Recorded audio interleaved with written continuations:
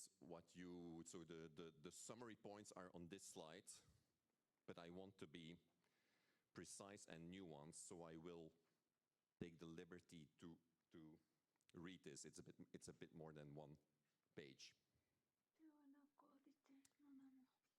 Clarifying mission sustainability. Mission sustainability can mean different things to different people.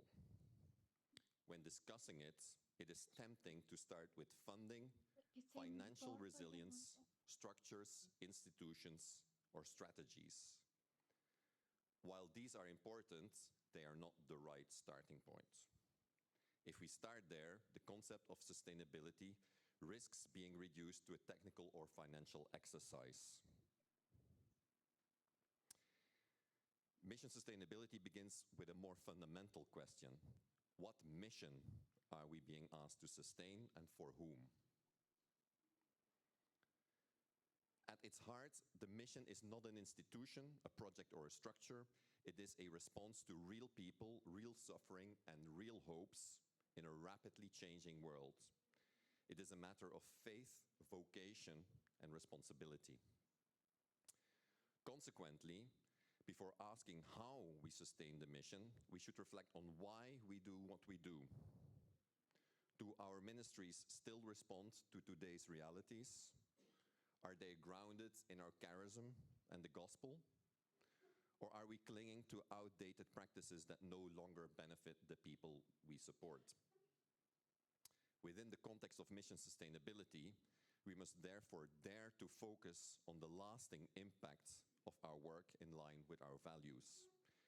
Even the most expansionist and growth-oriented organizations recognize that their existence is temporary, as is their presence within a given geography or community. Humanitarian and development practitioners, including those from faith-based entities, practitioners have long recognized the importance of developing participatory actions and responsible exit strategies to ensure that achievements are not lost when a project or operation comes to an end. Sustainability obviously includes financial resources and resilience. However, it also encompasses relational trust, moral coherence, and cultural vitality. Therefore, it is important to acknowledge the many assets that congregations and their ministries already possess, such as human, spiritual, and relational assets, which also contribute to sustainability. We must ask ourselves how these assets can be strengthened further, aligned with the mission, and shared within our institutions. This will ensure that the way resources flow through our organizations reflects the justice, dignity, and common good proclaimed by our missions. Third and last point. From here, the question naturally moves to mindset. Mission sustainability is not a destination or fixed model.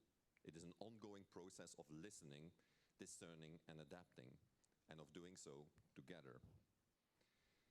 Many congregations, probably all of us, are navigating a context marked by fewer resources, fewer vocations, and greater complexity.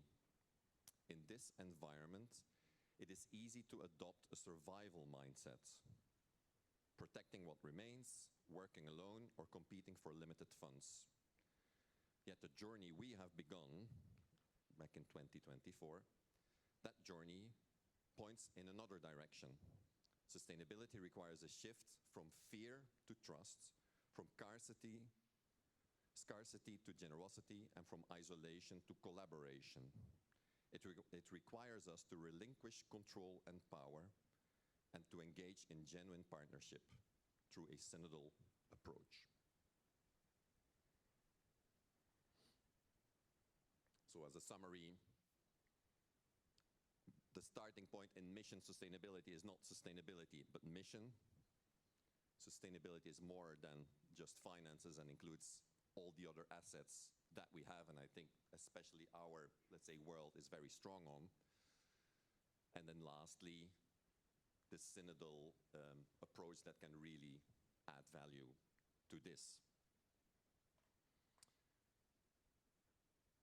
So with this as background, what do we do then? In the previous workshop, the bottom row indicates 6 action areas. We will focus on the first 4 because these are the most, when we looked at it again, the most concrete, because the last 2, one is accept conversion and change as necessary, which we assume is a process we started and by working together continues. And then the last one is really what we want to do. It's in the sense that move from reflection to concrete action, which is what we are doing today. But it's these first 4 areas that are going to be the center of our day. A bit bigger. The first one was about creating spaces for common discernment and learning. Right now we have created these spaces of workshops, but after this one there's probably going to be one more, and then maybe this kind of space ends unless it is continued in a different form. So one of the things, this is an area that clearly came out, that had a vast majority of participants said, this is really helpful, we need to keep doing this. So what kind of spaces for sharing and reflection kind of do we put in place? The second one was concrete structures. We will hear right after me the concept of a missions development office. The tradition is that that was something that a congregation had, or even within a congregation, one province of a congregation. So the question is there something in that area where we can pull resources together and do things together? The third one, partnership, which in this case means, can we elaborate different forms of partnerships with funders and with the communities in which we operate? And then lastly is about, the fourth one, is about mainly visibility and especially shared language. Can we build and share kind of vocabulary and things like that around this, which and one of the starting points for this could be our definition of mission sustainability, which probably is quite particular for our environment.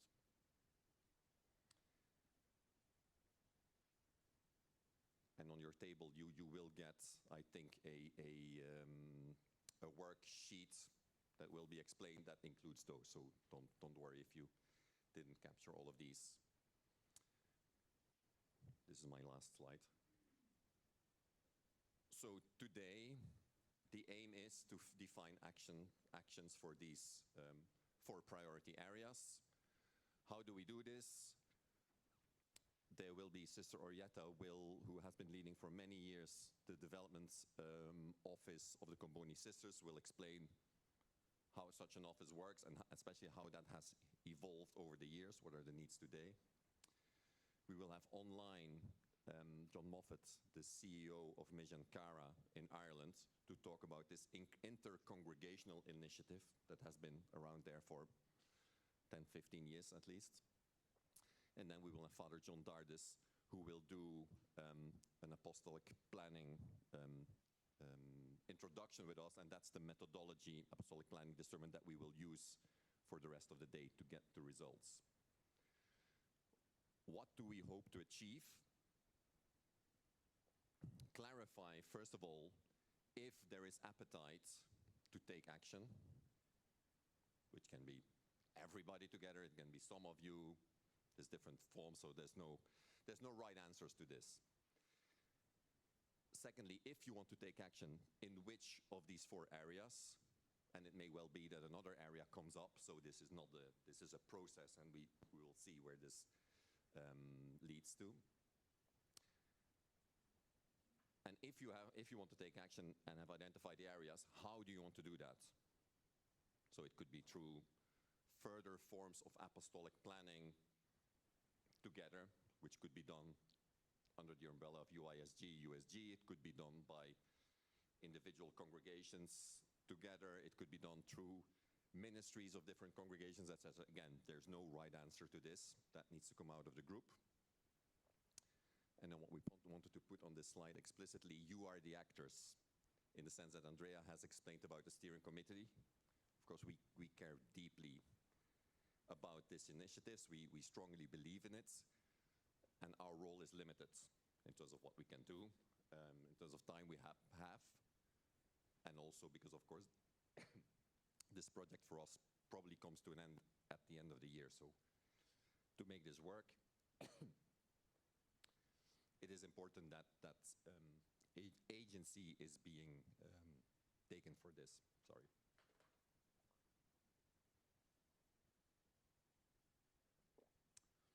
So this is it for me, I think, and I'm happy to pass the mic back to, I think, Fiona, who wants to introduce Sister Orietta. Thank you.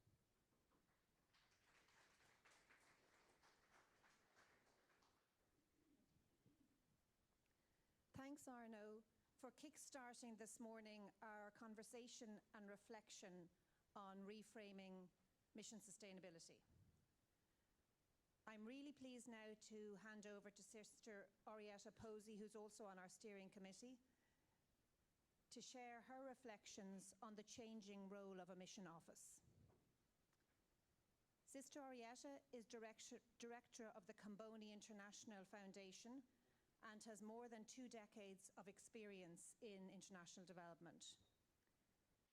Sister Orietta spent 13 years in Kenya, leading projects both in rural communities and in informal settlements in Nairobi. And then 11 years at the General Curia, where she served as director of the International Foundation and head of the Mission Procurer Office until March of this year. During this time, she was also a member of the General Council of Economy of the Comboni Sisters. Sister Orietta's ministry has always been rooted in the intersection of faith, participatory community building, and long-term sustainability.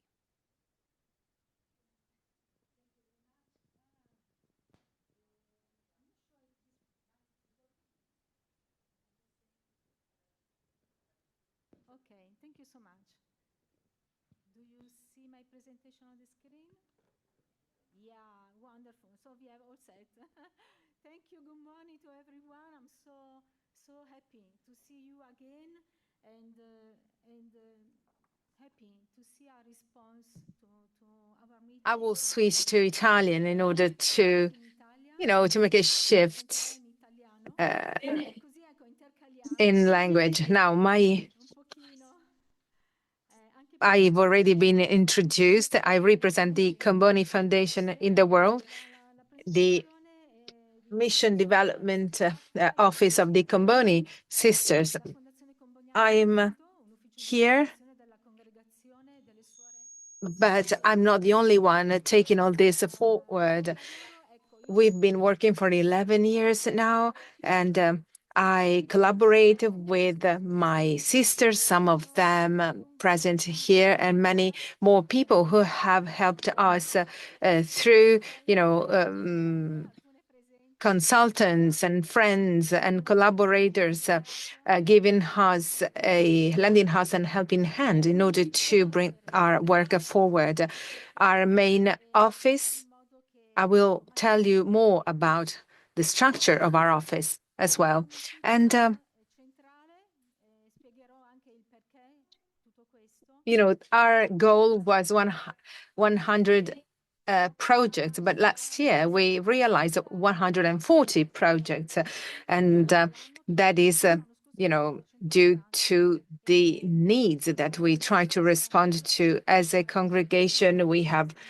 We're 950 sisters in many countries. You can imagine how many needs we try to respond to, and we are trying to respond through financial support, but not only that, not only financial. How was this idea conceived? It was not in Rome. The idea of this office was born in Nairobi, Kenya, where I would, work in a slum, basically, with other 4 sisters, and each one of us would, take care of very demanding and challenging services, supported by our friends and the parishes, but also organizations that could support us. They would embrace our same vision and objectives and would support us in our work. I was director back then of a school, a technical school for young girls. Back then, we realized how donations were declining, and while the needs were more and more urgent. And we also realized that we needed to be more professional and show the impact of what we were doing. And our projects had to be more and more professional. And I remember that there was a training service, a training sessions within which we would collaborate with other religious congregations. And this training session would refine our ability to draft our project proposals. And, our strength was networking with other congregations and associations. And we would ask, ourselves, how can we do all this? The challenges were huge, but there were also positive aspects.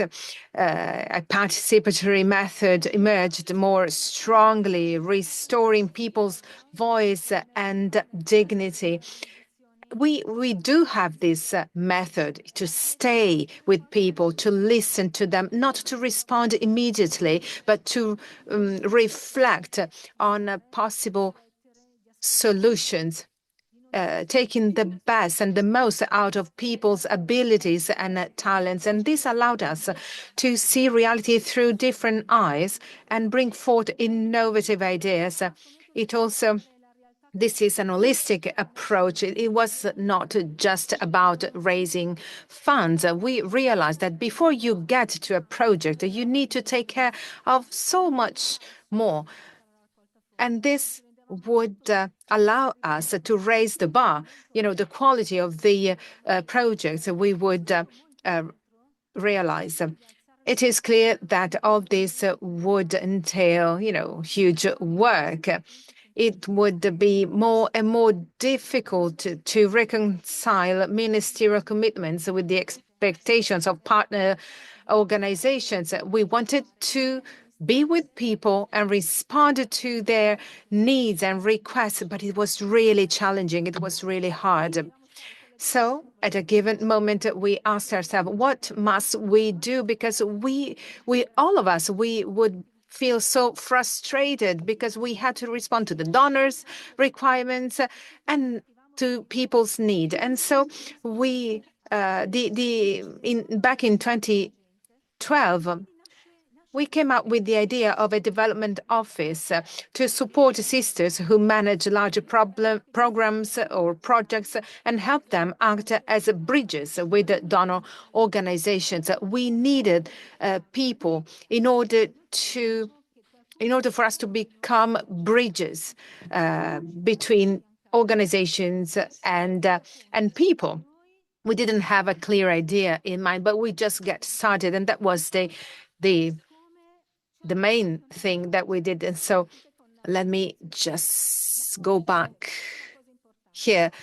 I remember this proposal about a congregational discernment to question our sustainability, how our projects were sustainability. And so we just said, why don't we start a mission development office? There were a lot of proposals that we got, but it was, welcomed. But, people were not quite clear about what it was, what that meant. And so what happened was that I was assigned to the General Curia. So I took my plane, came to Rome, and I was assigned to our foundation. The two offices were like an appendix of one another, and we tried to administer the funds of the provinces, and it was about taking care of our relationships with the donor. And my main task was to, direct all this, to guide all this, but we rethought our processes, and we kept on reflecting on this.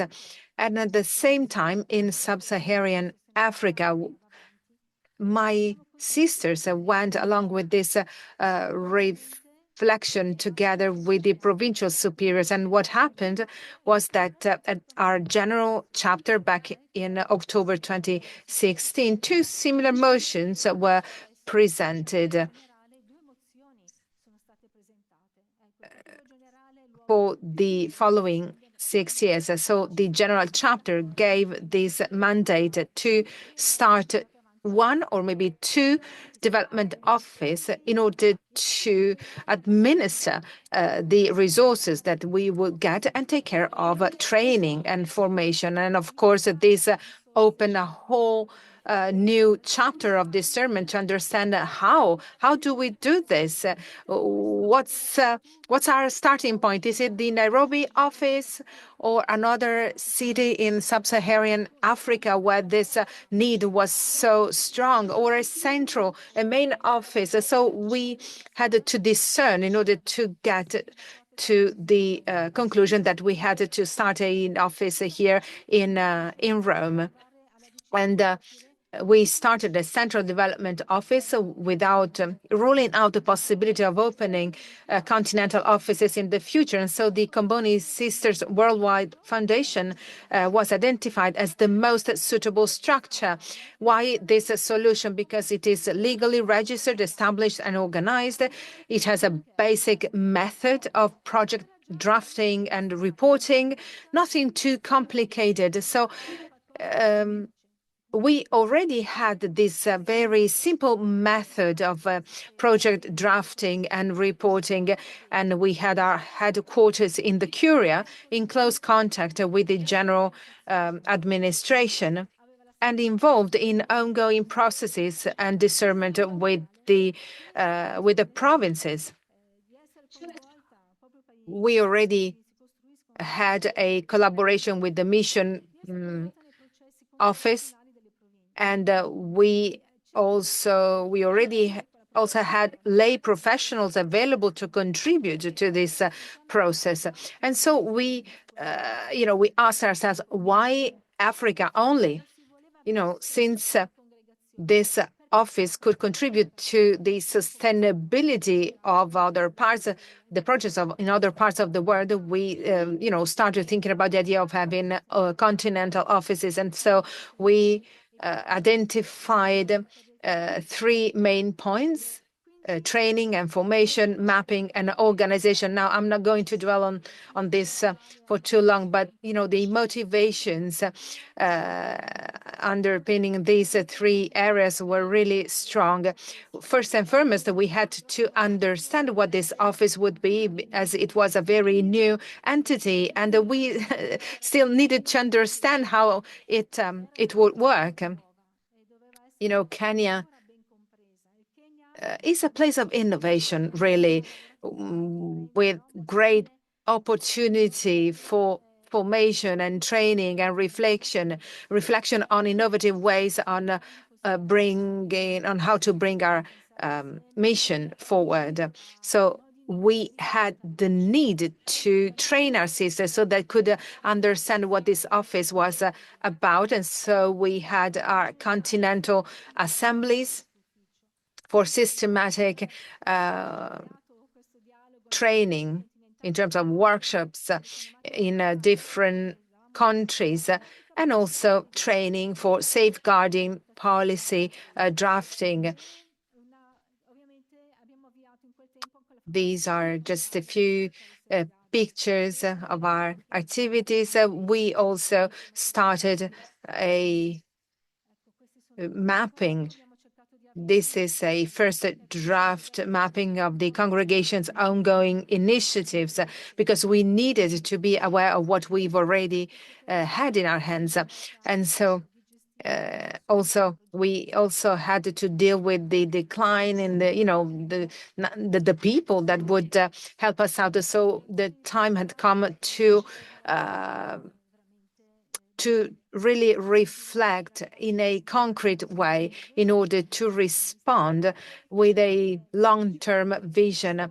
And so we tried to clarify our mission plan, the main needs, but it wasn't easy. We did it, but it wasn't easy. Now, the office as it was organized was not enough. It was a very good starting point, but we had to refine the way we worked. A lot of red tape. We had to update our statutes and bylaws, and then we developed a directory of practices, the safeguarding policy. As to communication, we had to take care of our website and social media, training of internal office staff, the in-house office staff, and the database, and commitment to retain donors and organizations. So we had to get professional, and we needed to develop basic documents and structures. Over time, we realized that we could, enhance our fundraising approach. We created a network of sisters, bursars mainly, and because there were many donations to take care of, and so we realized that the flow of projects had to be better managed. In other words, we asked our sisters to send in the projects that needed support, to send them to the main office. And as a central office, we coordinated with other offices, with other sisters, in order to organize the flow of donations. So we established a shared database, and we hold meetings and to understand how to help our sisters based on the context we're present. And because there were projects who would get double fundings from different places, while other projects none. So we tried to streamline everything.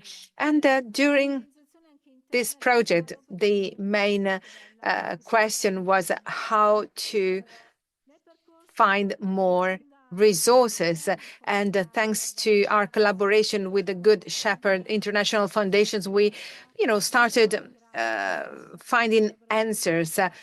And we started this very beautiful project named How Are the Girls? And along the way, in the past few years, the sub-Saharan, especially provincial superiors, decided to start an office in Nairobi. And we are still in the process of reflecting on how to activate this new, let's say, branch of the mission. However, this office, establishing this office, helped us realize that we need to share our work and understand where we were called to work, and what we had to share with other offices all over the world. And so we tried to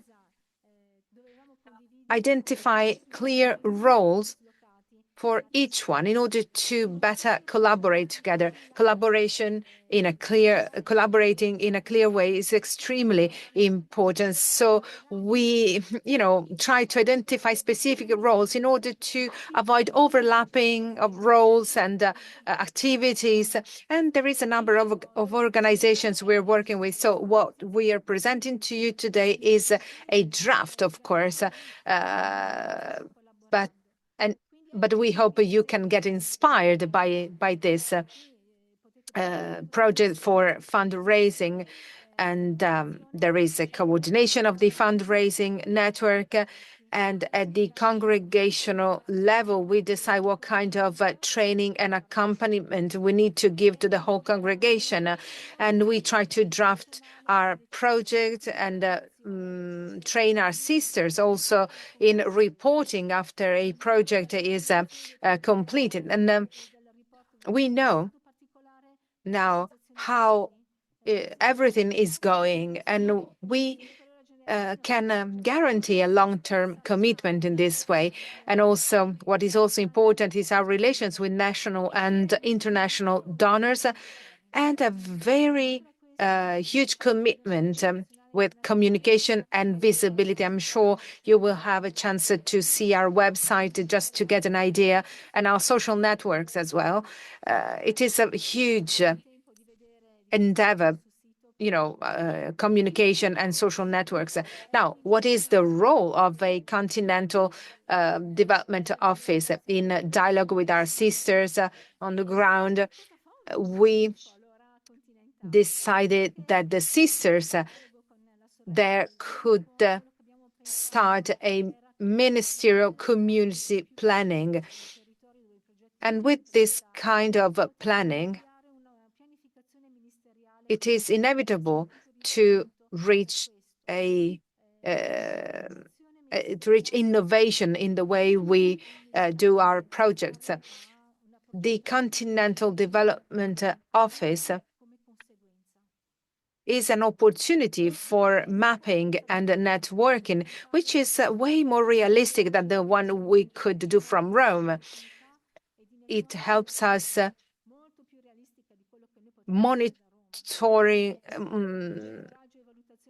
and evaluate the projects. Without the sisters there on the ground, it would be very, very difficult to map our projects and evaluate them. And then the local fundraising is another important aspect, as is building a local network of experts and partners in Europe, in North America. We said we must develop these entities also locally, and networking with friends and benefactors also in other places like Kinshasa or Kampala and many more places. And to build a local network of experts and partners, that is another key aspect, because only people on the ground can get to identify the right solutions to the needs. And then we realized that there is a whole area where it is beautiful to work together, to collaborate, and namely capacity building.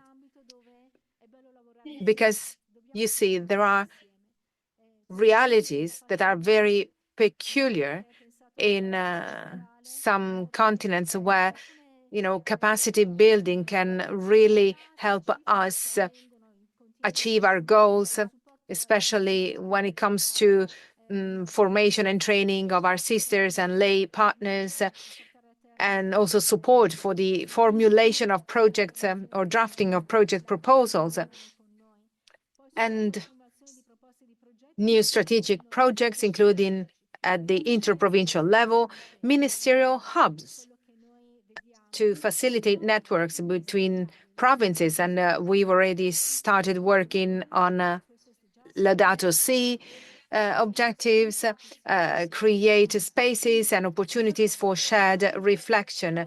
So there is a constant ongoing dialogue, with the people, with all the stakeholders. And together we developed a methodology for discerning a ministerial community plan. a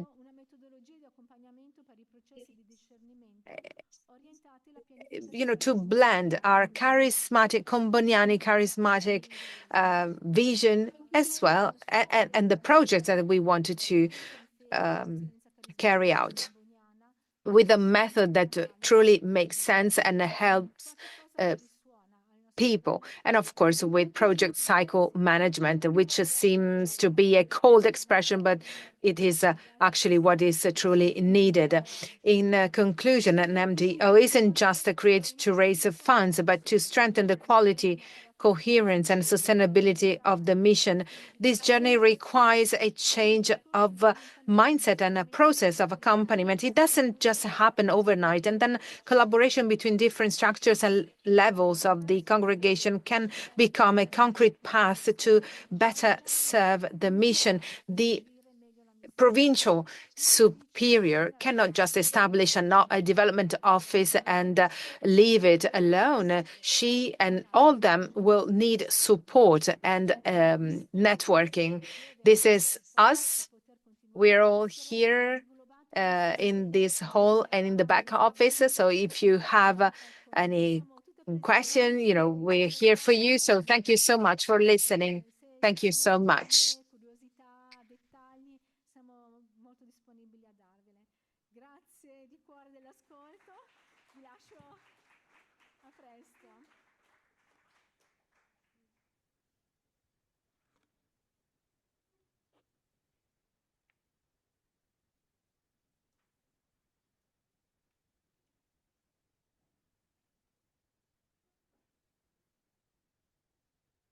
Thanks, Sister Orietta, and I certainly think you'll have sparked conversations that we will take up as the day goes on. I'll quickly hand over now to John Moffat online, and John is the CEO of Mission Cara, which is a membership organisation of missionary congregations, of which we have had the privilege of being a member for many years and have had great support and experience in dealing with Mission Cara. John has been in the role since 2020 and brings to the role more than 30 years' experience in international development organisations. John's bio on your sheet mentions that he has a strong track record in leading geographically dispersed teams in terms of delivering impactful programs and strengthening institutional funding. Thank you very much, Fiona. I hope you can all hear me okay. I'm very sorry that I'm not able to be with you in person today, but very happy to join you online, and very grateful for this opportunity to participate in your discussions and looking at mission sustainability into the future. I think it's an important time for us to be considering how we take this forward, and I'm very happy to have the opportunity this morning to speak to you about Mission Cara and the experience that we have had of collaborative membership. Sorry, I'm just going to try and I'm getting some echo on the system. I'm wondering if I can try and change my volume settings so I don't hear myself speaking back. That seems to be better. Great.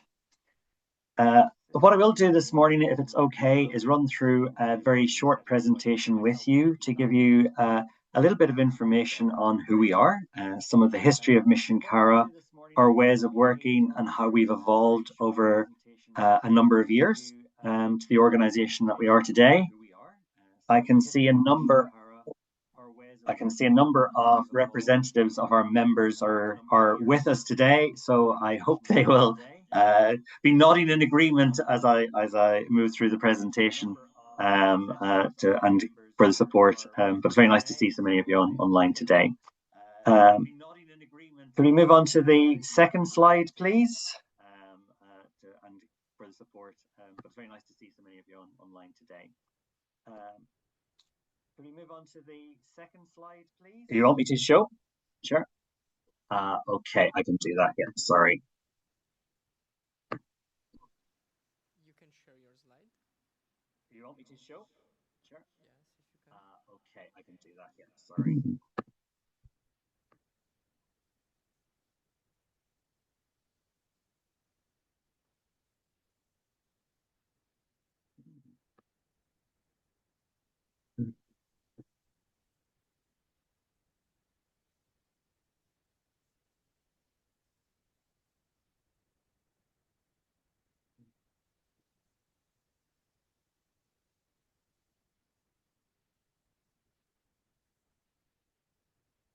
happened.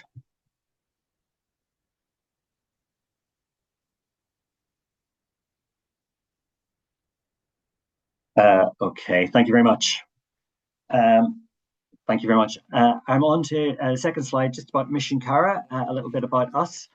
So Mission Cara was established 22 years ago in 2004. And by way of background, at the time that Mission Cara was established, we were really established to provide funding between the Irish government and Irish missionaries who were working overseas in development projects at that time. Before Mission Cara was put in place, the Irish government provided a lot of funding and support through a scheme that provided funding to individuals who were working overseas called the APSO scheme. As that was ending, as our ODA budget changed and the movements of financing to development programs became a little bit more streamlined and program-based and project-based, the mechanism for supporting individuals was being disestablished. The Irish government at that time were very keen to continue to support Irish missionaries overseas for a number of reasons, not just because of the incredibly good development work that was being undertaken by Irish missionaries, but also because they played a very key role in representing the values and the diplomacy of Ireland in a number of countries, and that was seen as being a very high value to our government at the time. And so when Mission Cara was set up, we were set up as a membership organisation to be owned by our members, a number of congregations at that time. But the primary purpose was to distribute money to missionaries and act as a strategic intermediary for funding.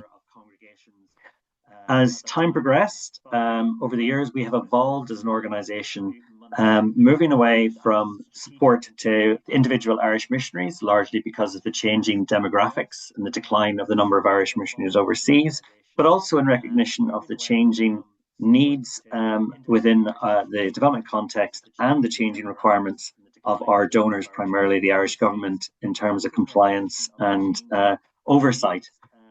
So we moved away from supporting individuals to a project approach, working more closely with our members, the Irish missionary organisations.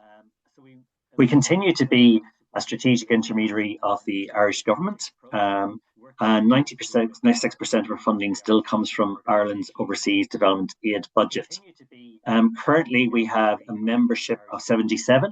That includes 74 congregations and societies of the Catholic Church, one lay missionary movement, and the two main Protestant churches in Ireland as well, the Anglican Church, the Church of Ireland, and the Presbyterian Church. So we are not only an inter-congregation collaboration, but we're also an inter-church collaboration as well, which is important to us. Could I move on to the next slide, please?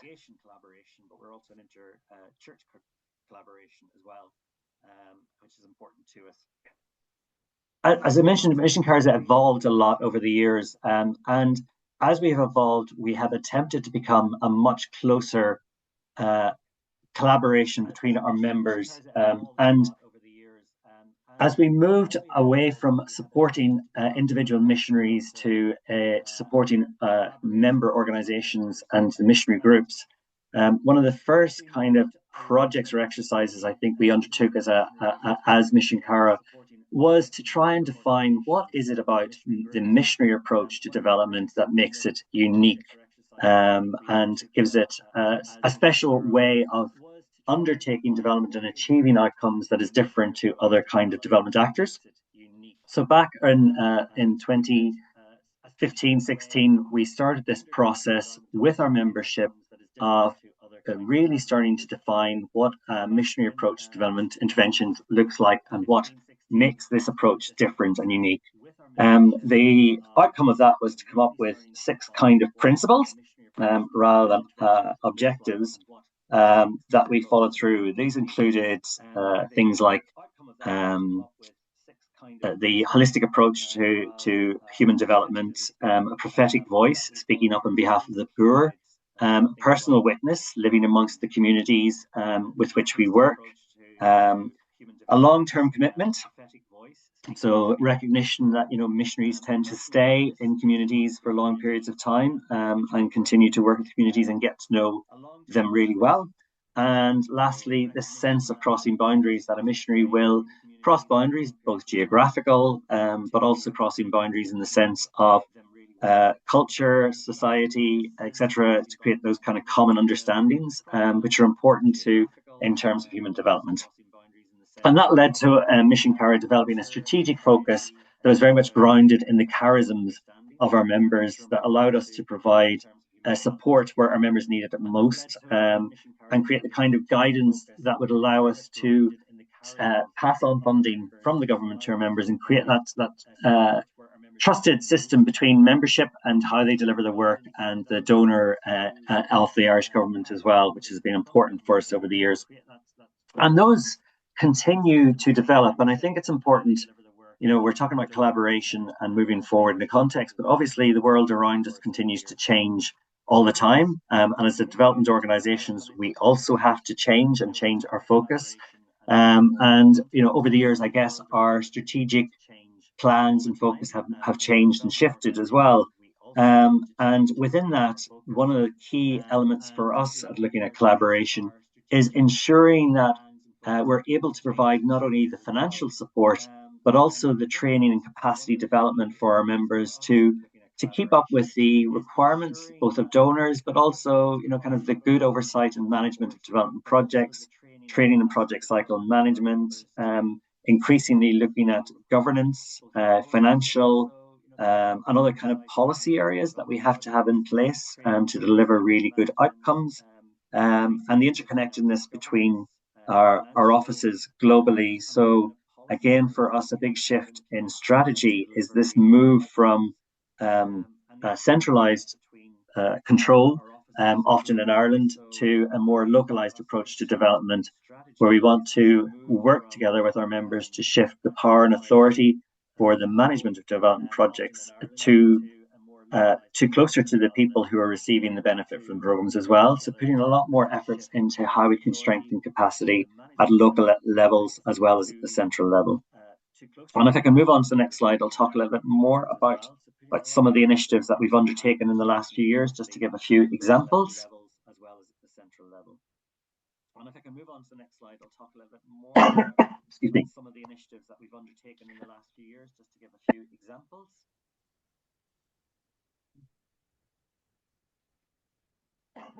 Excuse me. No, can you go back one, please? Is this slide? Apologies. Frog in my throat. Apologies for that. No,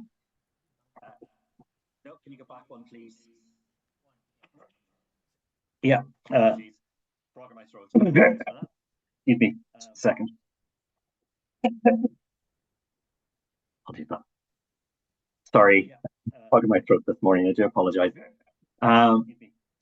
What I did want to point to was in terms of moving forward in collaboration, look, as I mentioned, the world is changing around us, and the development practice that we're of the context that we're operating in is changing quite significantly as well. One of the key, I think, shifts over the last sort of 10, 12 years happened around sort of 2015-16, when globally there was a recognition within the development context that the standards of safeguarding that were in place to protect the people who come into contact with development programs hadn't always been of the highest quality. And this doesn't necessarily reflect just on missionary groups, but was much more broader in the development context, with a lot of reports coming through from the UN systems, from NGOs, where a number of stories and scandals emerged of bad practice in safeguarding. Of course, in reflection of what was happening in Ireland at the time as well, with the emergence of some of the reporting around scandals within the church historically, of course, safeguarding, it became, I suppose, a bit more necessary for us to look at that as well. And as a group of members working together collaboratively, there was an opportunity for us within Mission Cara to find common and standards and approaches for good practice for safeguarding in our development work. And I think, kind of as an example of where Mission Cara can work across members to help and support the development and drive good practice by putting in place a resource that was available to all of our members to utilize to help them to think through the policies and procedures that should be in place in the delivery of programs and projects, and also at organizational levels, while working as well with members to develop the kind of templates for monitoring, safeguarding and reporting incidents, and looking at kind of what is good practice across the sector in terms of how that is handled and transparently. And I don't think any of this was ever easy. I think it was quite challenging for all of us to take forward, but important. And things that are important often are quite challenging and difficult. So working across, over a number of years and continuing to work on evolving good practice and safeguarding is very important for us. But what is important is the mechanism around it. It's not about kind of a top-down approach. It's very much through consultation, collaboration, learning, and recreating spaces for each other to share their own experiences and practice so that we can both be open, honest, and build trust with each other, but also use that as an opportunity to encourage, support, and help each other to get better in all of the ways that we work. And again, I think technology has really helped us in the last few years to take that forward. Sorry, could you go back to the last slide? Sorry, apologies. Just going to speak to a few other points there, if that's okay. Also, one thing I would like to point out that we've undertaken with members in the last few years, and again, I know a lot of our members in the room will also agree that that this was very challenging, was we have shifted our grant management processes to try and create opportunities for longer term funding and reduce the number of applications for funding and the number of reports that have to be submitted to Mission Cara, and reduce the number of contracts that are being managed by both ourselves and the members. So rather than going through individual projects, moving to a block grant approach.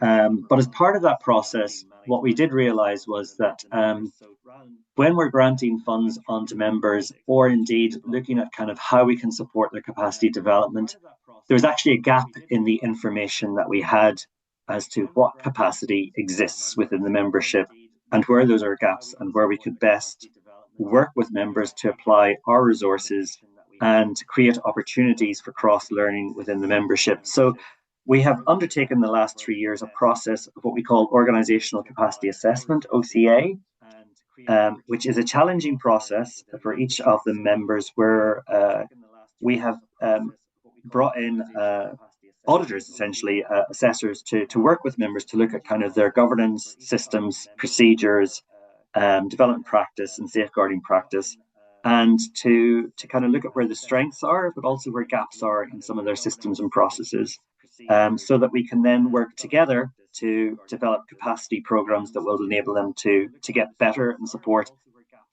I believe this was, it was a very challenging process to introduce. And, I was looking at slides earlier where we talk about kind of moving from fear to trust. I think we have been on that journey of moving from fear to trust in trying to identify gaps and then work on them. But I think, having gone through that journey, the outcome has been that we have a much stronger position in place now, where we're able to really look at where there are capacity needs and find opportunities to address those, not only through kind of looking for external training and support, but also kind of using opportunities where you can identify good practice in place and create the opportunities through shared learning sessions and members meetings to enable good practice to be shared more widely, create opportunities for discussion, and look at ways that we can be more supportive of each other in our work across the board, which is a really helpful approach, I think, for us as a collaborative organization.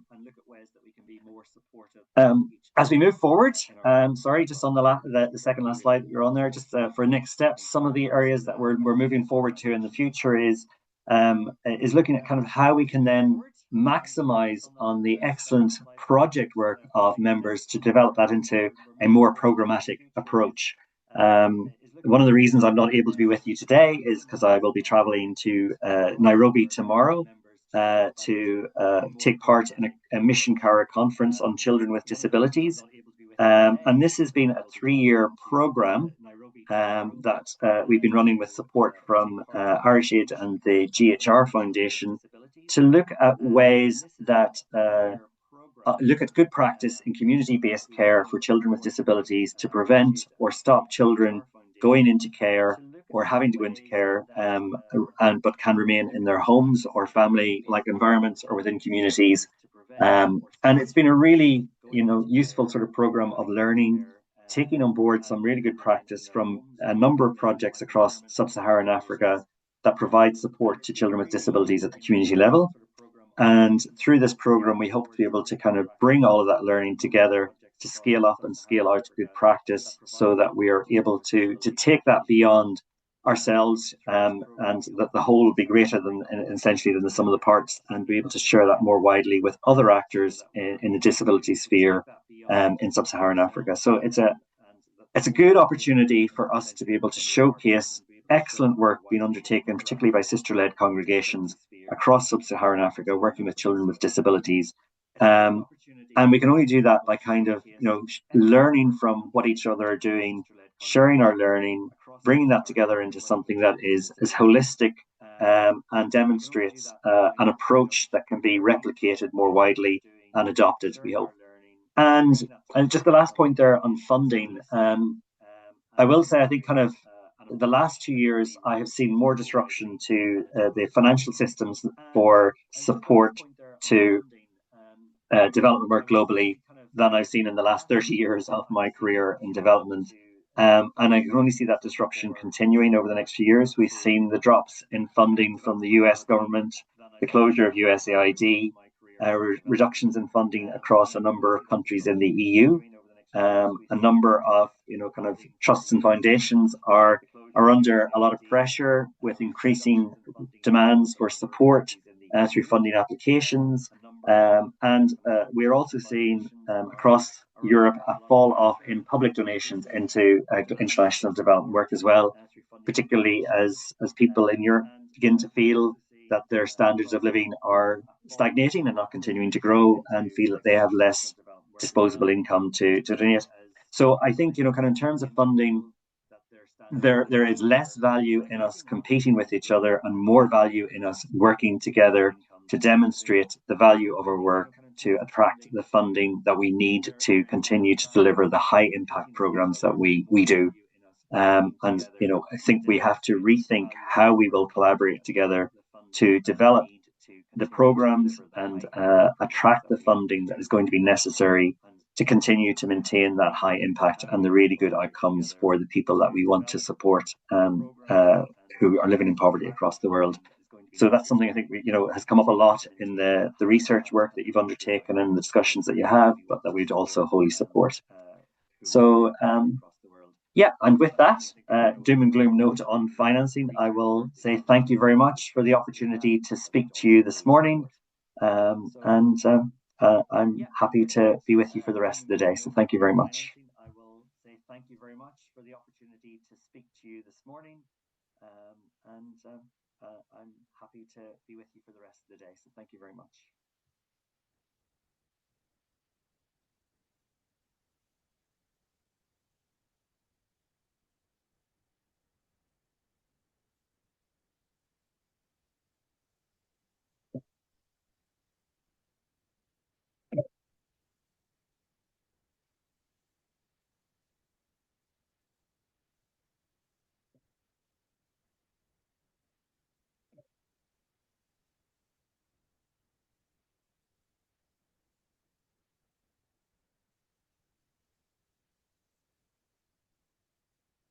Thanks everyone for being listening to this input from 3 different perspectives.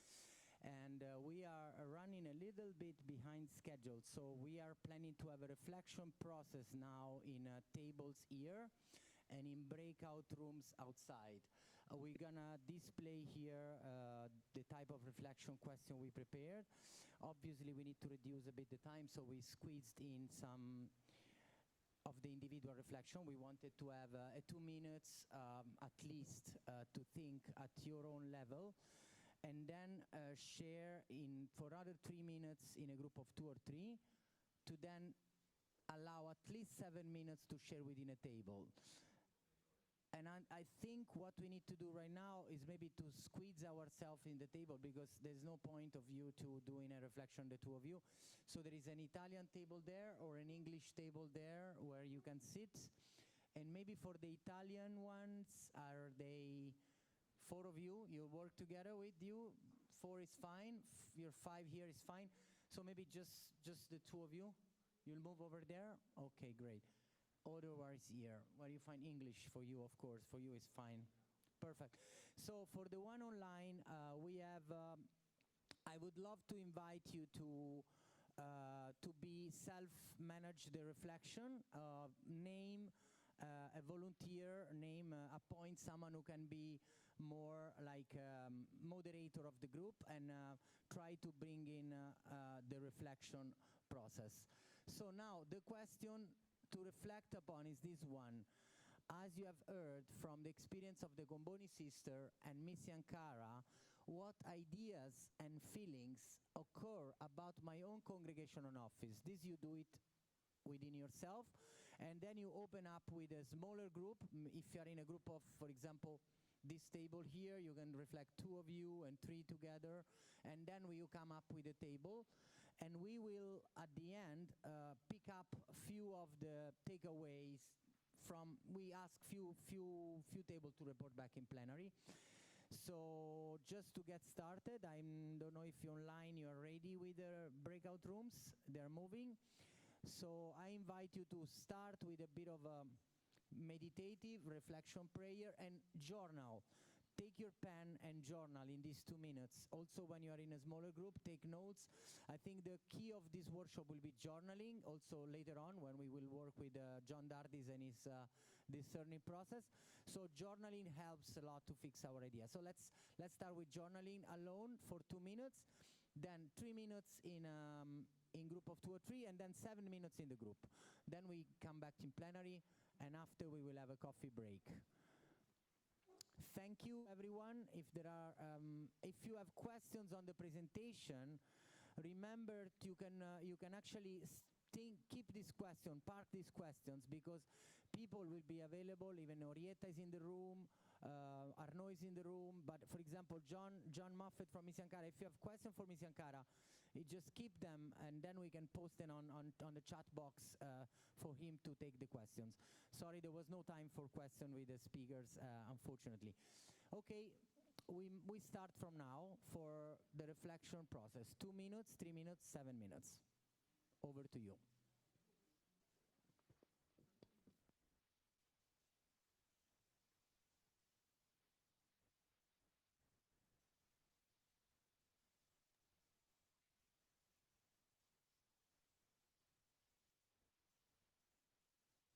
Hello.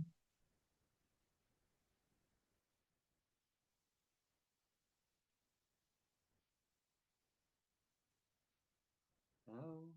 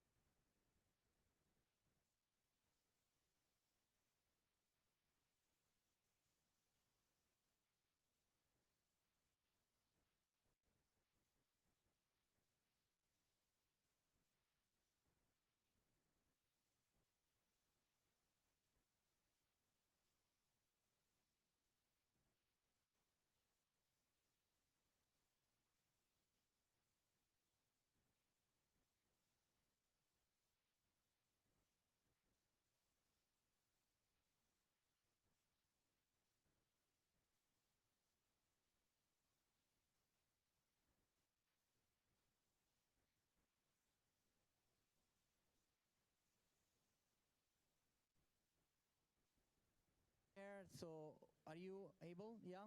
No? Okay, we start with the English one, and I also invite the one online to raise their hands to book their possibility to talk before. Okay, over to you. You can use the mic there. Perfect. Yes. Yes, thank you, Andrea. Well, we shared actually quite broadly about the challenge there even before thinking about collaborating with others. There are lots of challenges within our offices, organizations, congregations as well. In order to, there's also challenges of coordination, provinces who operate independently. So how do you coordinate that, etc. So there's a challenge already at that level before starting to think about collaborating between and with other congregations.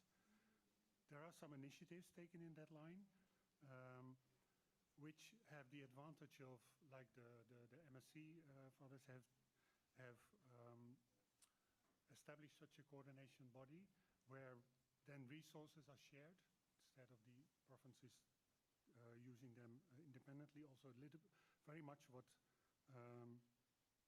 was already mentioned in the presentation as well. Avoid duplication, prioritizing, coordinating.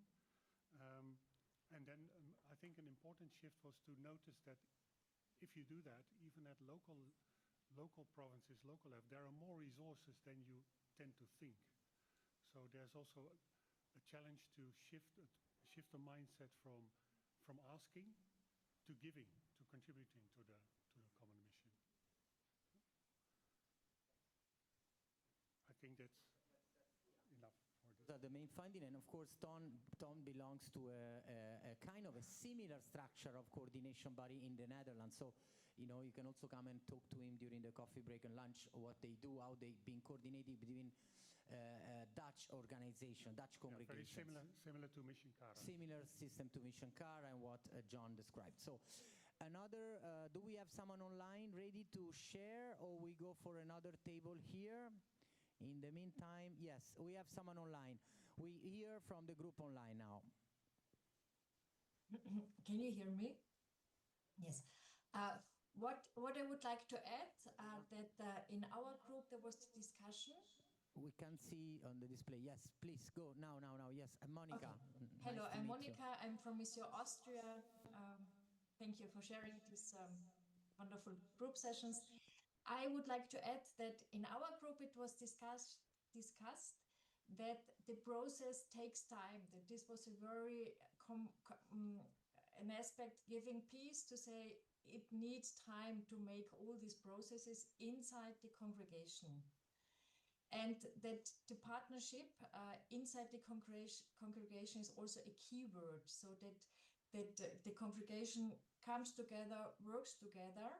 And this I would like to add in this to this point was said before. And there is another point to Mission Cara. They were working with them, and due to the higher challenges of administration, it was difficult. They stopped the collaboration, but they are very fond for and very thankful for the aspect of safeguarding, to say, yes, maybe sometimes it is necessary that it comes from outside, but it was really good for that, yes. And a last point was for the formation. It's a formation for all, for the whole congregation, and not only for some person working in top level, but it's really for everyone. Thank you so much.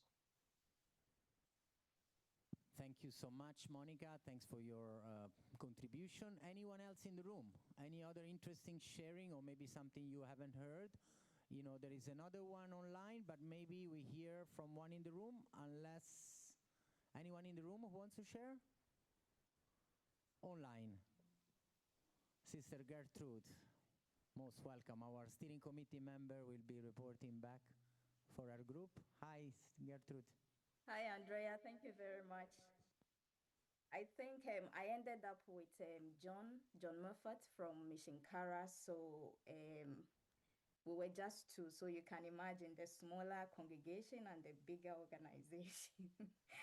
So from what we shared, I shared more about my case. And what struck me was something that Arnaud said in his presentation, that sustainability is more than finance.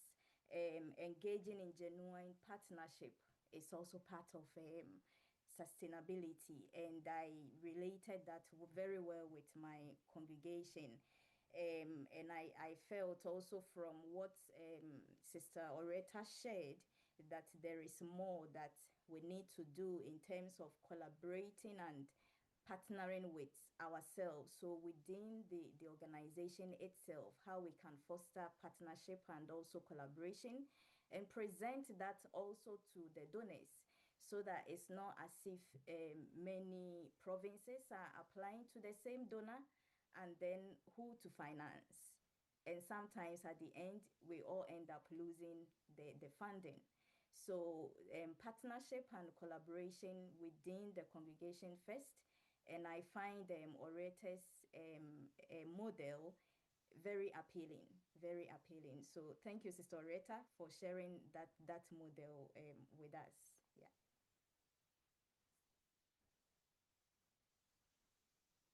Thanks, Gertrude. And now a last one from the room, please. This side, Jim. It probably has been said already, but in this group, it's going back to the time needed to have a shared understanding of mission. Without that, then it becomes dependent on individual leaders or individuals in projects. And if you're going to have or want continuity, we need that shared discernment about mission. That was one point. The second point was about the whole need to be open to what participants want, and it's not so much what we want, and just going with their needs rather than our needs.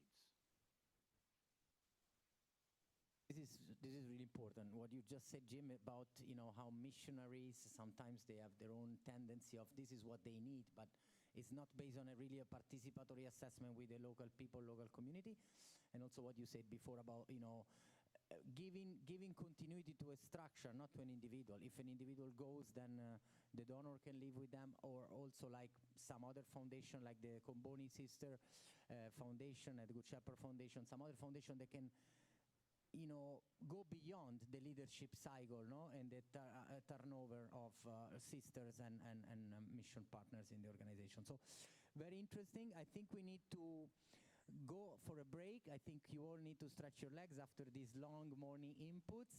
We come back at 11:30. I presume that you have a good networking and have a sip of the famous coffee here in Italy. So this morning we have already had several sharings coming from our different facilitators. And just to remind you once again that what we would want to achieve towards the end of today is to be able to arrive at concrete actions. We have done already the discernment process, but of course it's an ongoing thing.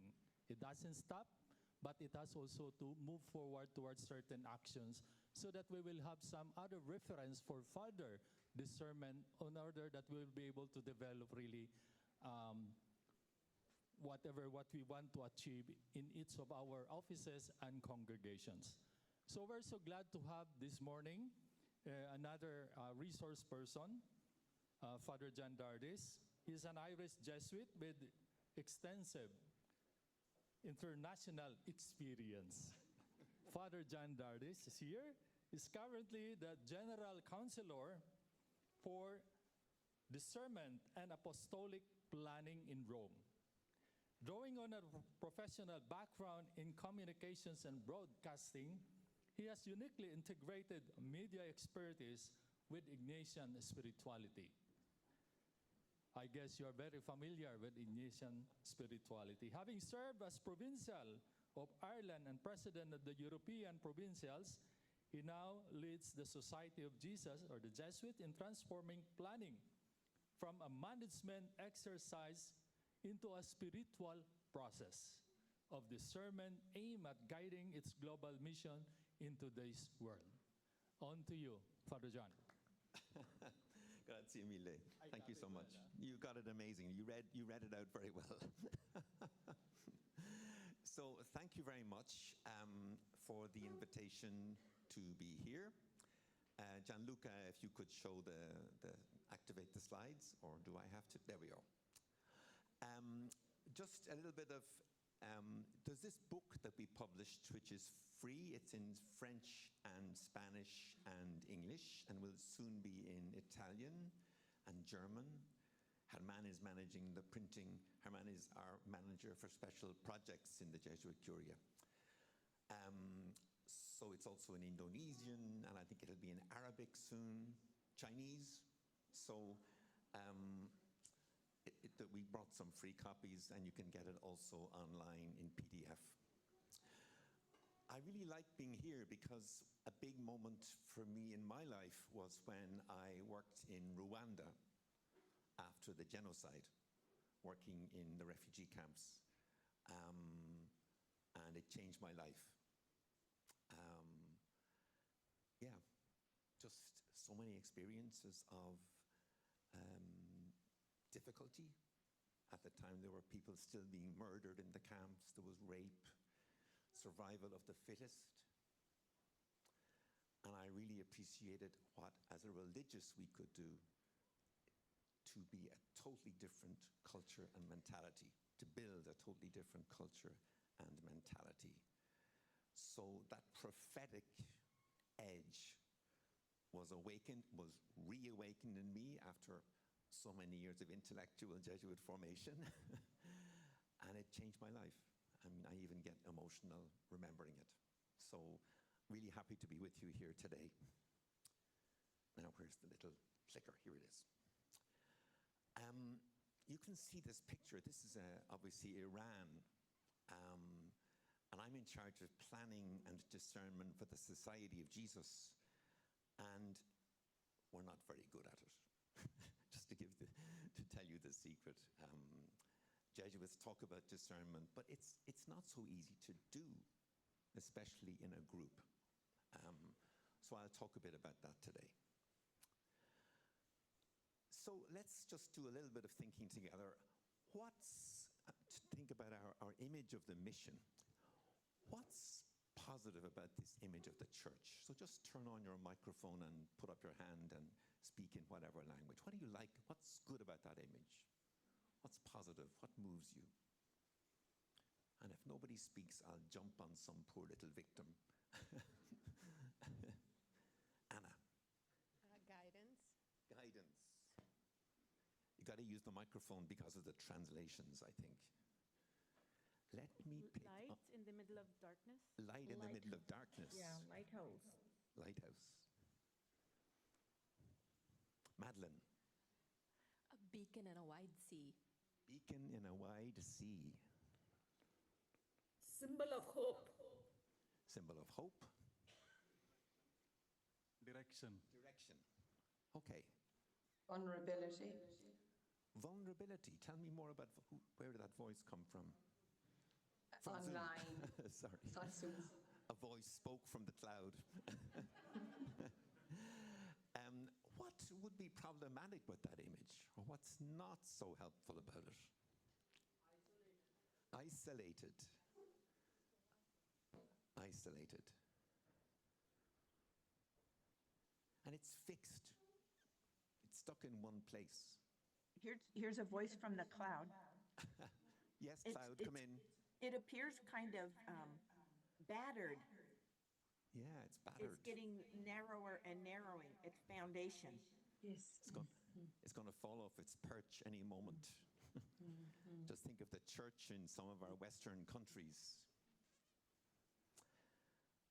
Yeah, isolated. And maybe in the church in the past, in many countries, the church saw itself as the beacon of light, bringing the truth. And in my country, Ireland, well, soon, or in the last 20 years, it was discovered to be a bit more fragile. It's also warning. A lighthouse is warning. Danger. And the church is very, when you read newspapers, somebody said, what's the verb that most frequently follows the word bishop. And I was like, what do you mean? He said, yes, bishop warns, bishop condemns. The poor bishops probably are being maltreated by the media. But there was a point, you know. So that's one image of the church that's somewhere in our heads, especially older people like me. I'll be 70 in a few months. Birthday cards are welcome. Now here's another image. What do you like about that image? Let's ask the Dutch. The tender light. Tenderness and light, yes. Another Dutch person. Very Giving light together. Together, giving light together. Sacrifice, the candle burns itself down. Warm. It's a warmer image than the lighthouse. Also, if you're carrying one of those candles, it's very agile. You can go into dark spaces that the lighthouse could never go. Flexible, yeah. Agile, yeah. Now, what's problematic about it? It's fragile. A gust of wind comes, Mr. Trump comes into office, sorry, and the light goes out. So but then I have to ask you, Anna, can you relight my candle? So we depend on each other, we're interdependent. So this is my lecture on synodality in 2 slides, basically. And what we're trying to do, as Arnout and Andrea said, is we're trying to explore this togetherness, working together, going into fragile and dark places like Rwanda, not like lighthouses, bringing the message, but bringing pieces of light into unexpected places, unexpected for us and unexpected for the people to whom we minister or the people we reach. Can we kill the light up there just over the screen? So this change of mental model from we're the lighthouse with the truth, we're warning, to we're bringing light in a humble, agile, flexible way, relying on each other, this is a change of mental model. And I know people talk sometimes about resistances to synodality. I don't like the word resistances. It's very judgmental. Like, you're resisting, and I've got the truth. No, we're trying to help each other understand a new reality. And the world is calling out in new ways that, like St. Ignatius never dreamt of in his time, or even 10 years ago. I took up my job in planning 10 years ago, even 2 years ago. Who could have imagined this business in the Middle East? Poverty and this division between rich and poor that probably all of our congregations are trying to address, and also the donors here and the other groups. And then I talk about the values crisis, the abuse of power, democracy, meaningless lives, people really struggling. And in the middle of that, Christianity bringing hope. Youth unemployment. Part of my job with Herman is to create a new network reaching out to young adults. We're saying, Jesuit schools alone, we have 2 million students. And if you count your schools and all the Catholic schools in the world, what an amount of firepower. Imagine if our dream was, imagine all those students leaving our schools with just a nose for injustice. Imagine that. So we have this dream, but we don't bring it together. We end up having small little pieces of dreams. That child is picking up garbage. You can see his face. Maybe mind as your prayer tomorrow, how you feel as you look at him, what you think. Allow ourselves be moved. A world that's calling out, hear him calling out. It's not a world, it's this little boy, this girl in Iran who's lost her home, this woman in Beirut who's been bombed. Oh, back to the isms. The ideologies, the isms. I think it was Pope Benedict talked about the isms. The dreadful 20th century, Nazism, Stalinism, all those isms, millions died. And today we have the isms, consumerism, individualism, racism, anti-refugeeism, clericalism that kill. And you've seen this VUCA thing. I won't dwell on the diagram. You'll have the slides afterwards. This volatile, uncertain, complex and ambiguous world. And it's quite a nice diagram. It does this back and forth with the two axes. Let me show you this video, and we'll give you the text in English and in Italian because the guy speaks really quickly. So Herman will give out some and just pass these around.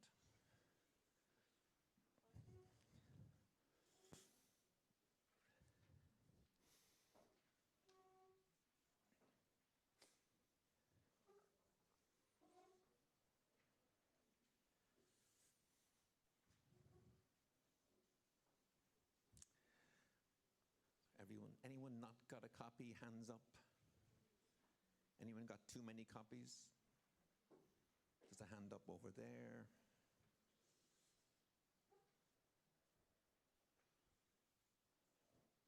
I need one myself. Thank you.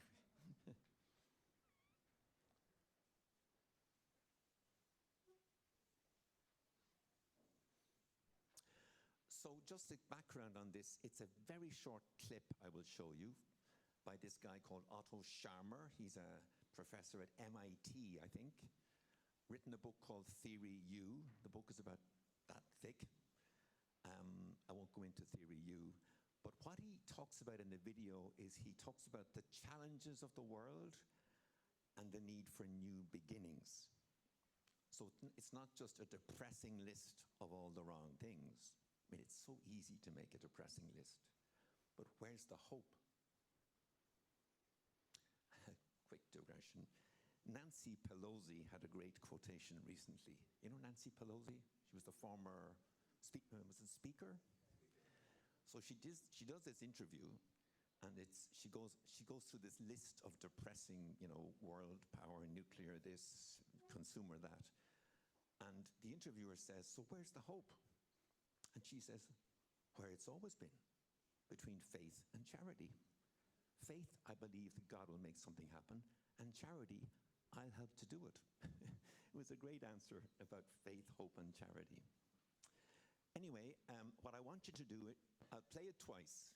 Listen the first time, and the second time, I want you to look at the text and underline the word or phrase that moves you or strikes you.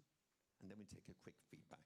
Okay, so listen the first time round, and then take out your pens the second time round. Okay? Let's hope the sound works. Gianluca, we're relying on you.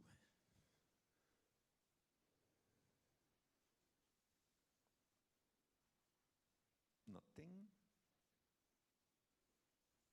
Technical support. Play again. No? Don't you love technology?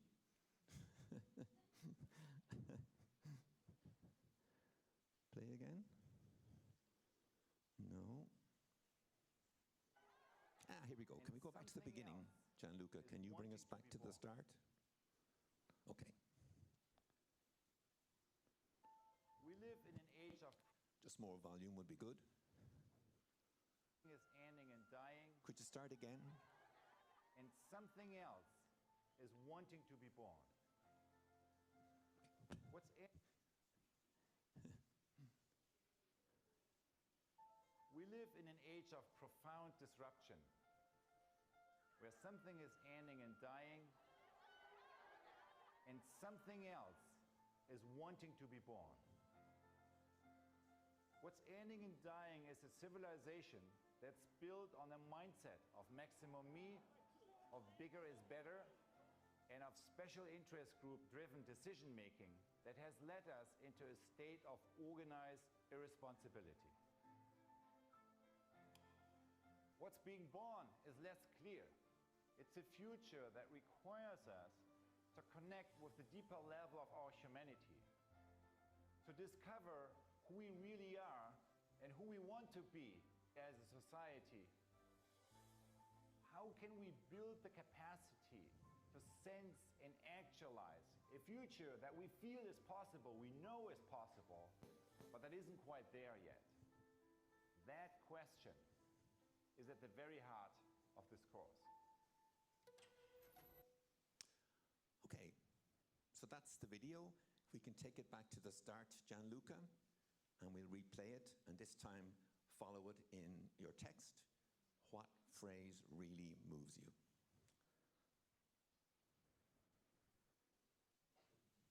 We live in an age of profound disruption, where something is ending and dying,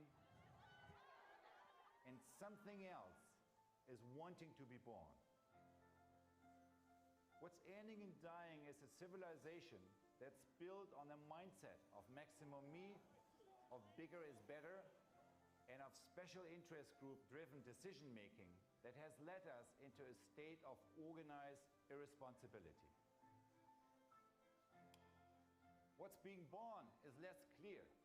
It's a future that requires us to connect with the deeper level of our humanity, to discover who we really are and who we want to be as a society.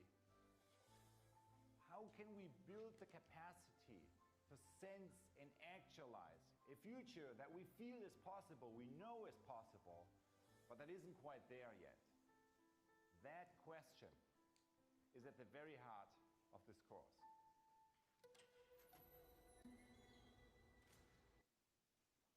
Okay, so take a minute just to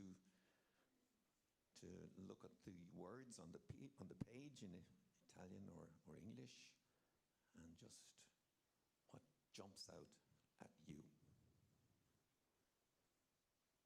There's a lot in a very quick time.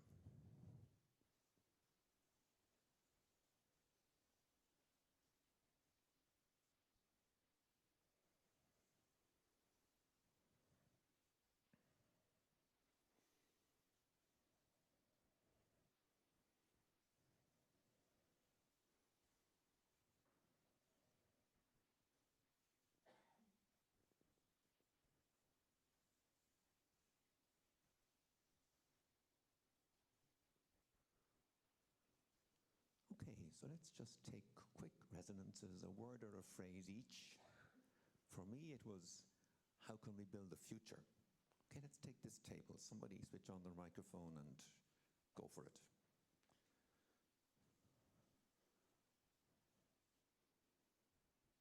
They're shy. Yeah, go. Something is waiting to be born. Something's waiting to be born. Yeah, this table.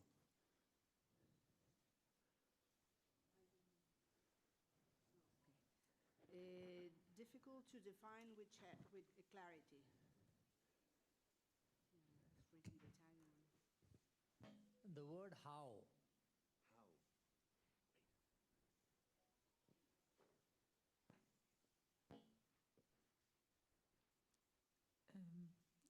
The future that is there but is not clear. We need to discover it.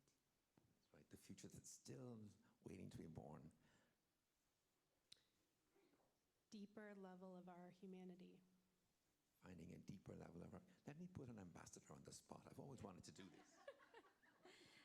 The one that jumps out at me is who we want to be as a society. Let me put the steering committee on the spot. Organized irresponsibilities. With particular interests, we're dominated by particular interests. In Italiano, questo gruppo A deeper dimension of our humanity needs to be rediscovered. Una dimensione più profonda della nostra umanità deve essere riscoperta. That's our business as religious, isn't it? Finding this deeper level of humanity. Rediscover who we are, who we want to become as a society. Riscoprire chi siamo davvero e chi vogliamo diventare come società. Rediscover who we really are. I've forgotten the marginalized and excluded online. Riscoprire chi siamo davvero.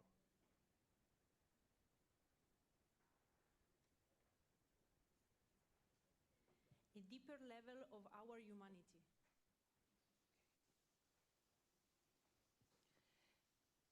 Who we want to be as a society. A future that requires us to connect with a deeper level of our humanity.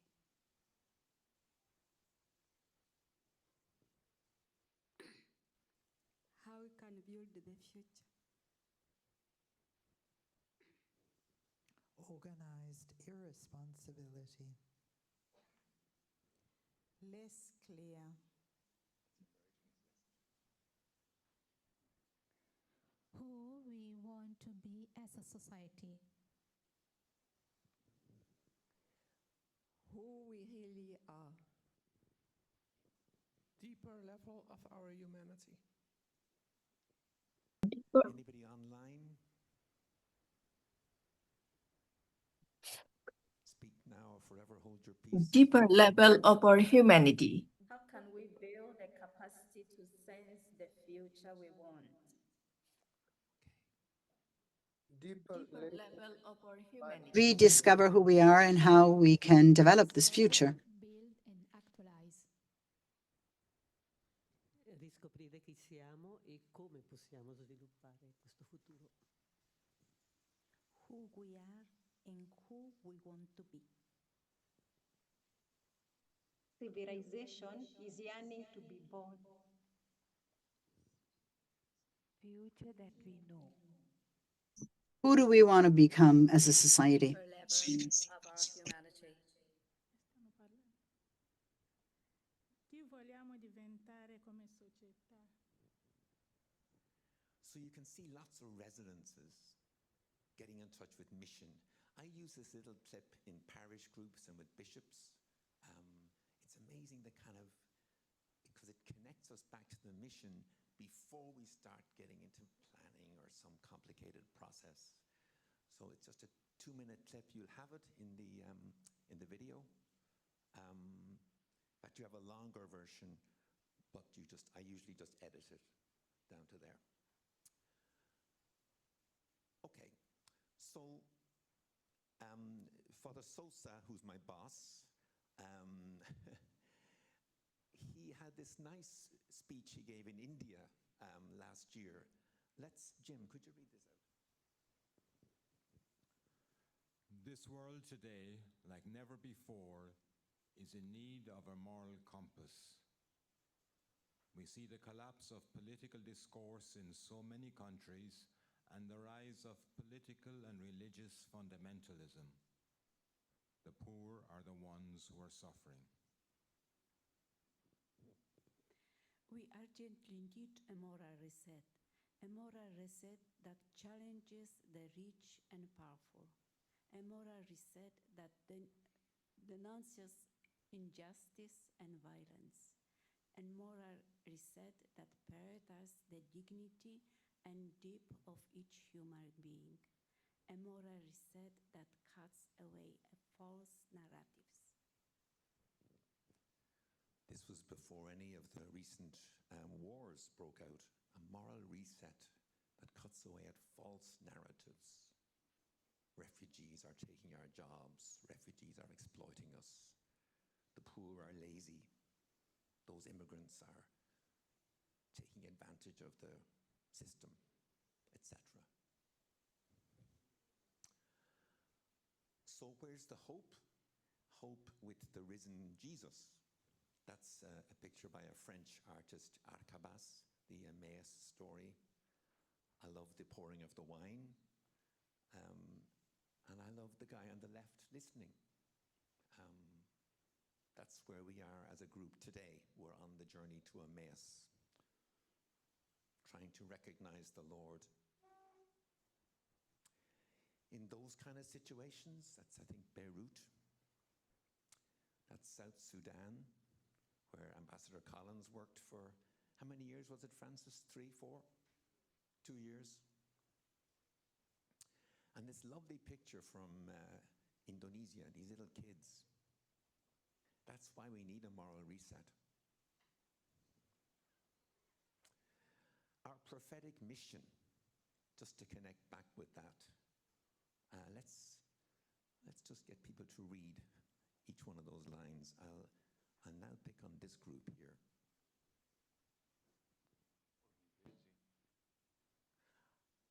Our prophetic mission.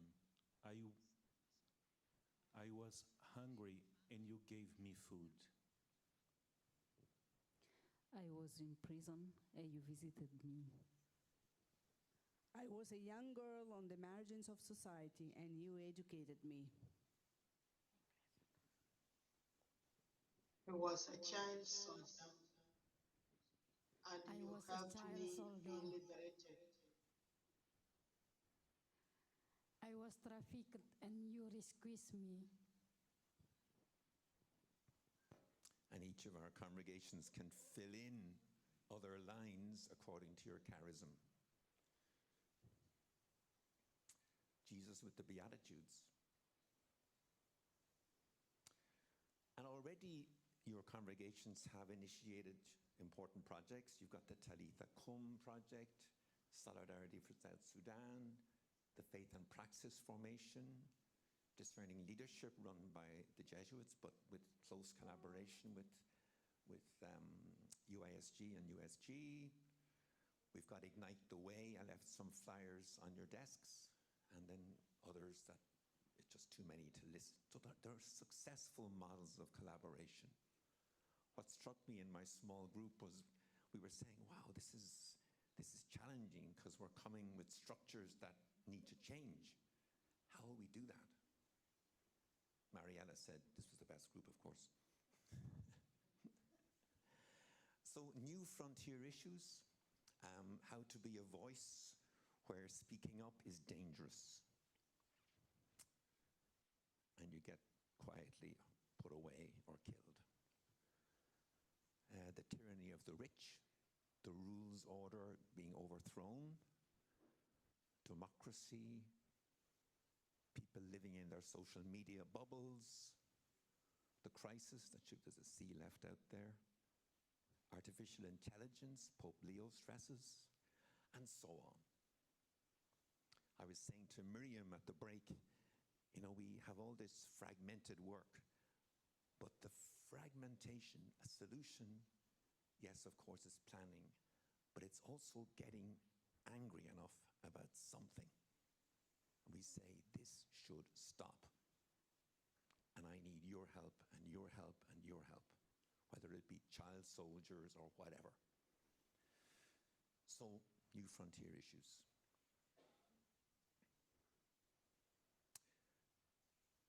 In the society, we've had some good examples of planning. Just moving into my planning part, we've had a plan for Myanmar, even in the middle of the crisis. There's a framework plan, I think, Madeline, you were involved in for JRS. Mission Cara. I think I was provincial of the Jesuits in Ireland when the whole Mission Cara thing was being founded. Mission Cara is two words merged into one from Gaelic. Mission is mission, and Cara is a friend. Think of those little candles, friends together. Some key principles about how to respond. Let's get people to read. You're getting tired of my voice. Let's just get people to read these. Anna, you can pass it around. Get in touch with the Spirit of Jesus. If we have enough spirit, these problems are too complex to tackle alone. How free are we to collaborate? These problems are too complex to tackle alone. How free are we to collaborate? How can we respond with agility, discernment, and passion according to our charism? Thank you. There's some basic principles. Especially, we don't give ourselves the mission. Our general says, apostolic planning gives body to the Spirit. The Spirit inspires, and then it needs to get body to be incarnated. Apostolic planning gives body to the Spirit. That's why my role is counselor for discernment and planning. The Jesuits often we trust too much in the businessy model, and we've learned good lessons about when we fall flat on our face, that we're dependent on the Holy Spirit. When I look back at mistakes the Society of Jesus has made, it's because we set off planning just without listening to the Spirit. We're the Society of Jesus not because we have great universities like Fordham or Georgetown or wherever. We're the Society of Jesus because we're close to Jesus. And the more we're close to Jesus today, the more we're the Society of Jesus. And so on for your congregations. So a process to move ahead. There's the book that some of you have. We can give more. It's in all these languages. That's Christina. She's wonderful. She wrote this book with us. Her man came up with the title. Christina has a master's from the Kennedy School in Harvard in business and a doctorate in theology. And her doctorate was researching different congregations and how they plan. And she found there were two types. Type A went to McKinsey's and KPMG and paid a lot of money and got a plan, but without soul. Type B said, let us pray. So they didn't have a plan. And that didn't work well either. So Christina came up with this methodology of planning. These key steps, there's 7 steps, I think. First of all, realizing where are we now? The great question of God in Genesis to Adam and Eve, where are you? The great question for our individual spiritual life. The first step, where are we? And you can see that in the book. Where are you is about relationships, morale, motivation, dreams. The Emmaus disciples, our own hope had been, and it messed up. Second is recollecting our graced history, gratitude. She found that most congregations, when they heard the word planning, they jumped straight into, oh my God, we've less people, we've less money, there's all these world problems. They move straight into the problems, forgetting to see, well, what has the Trinity been up to in our congregation? And can we pick up that? And then number 3, rediscover identity and mission. It's a living thing. It's not some document written by St. Ignatius in 1500 and whatever. And these are the last steps of the signs of the times. And then in number 5, priorities start emerging. And number 6, action steps. But it starts with grace. What has the Trinity been up to? So that's what I encourage in this planning process. I know I'm going very fast, but you'll have the slides and you'll have the book.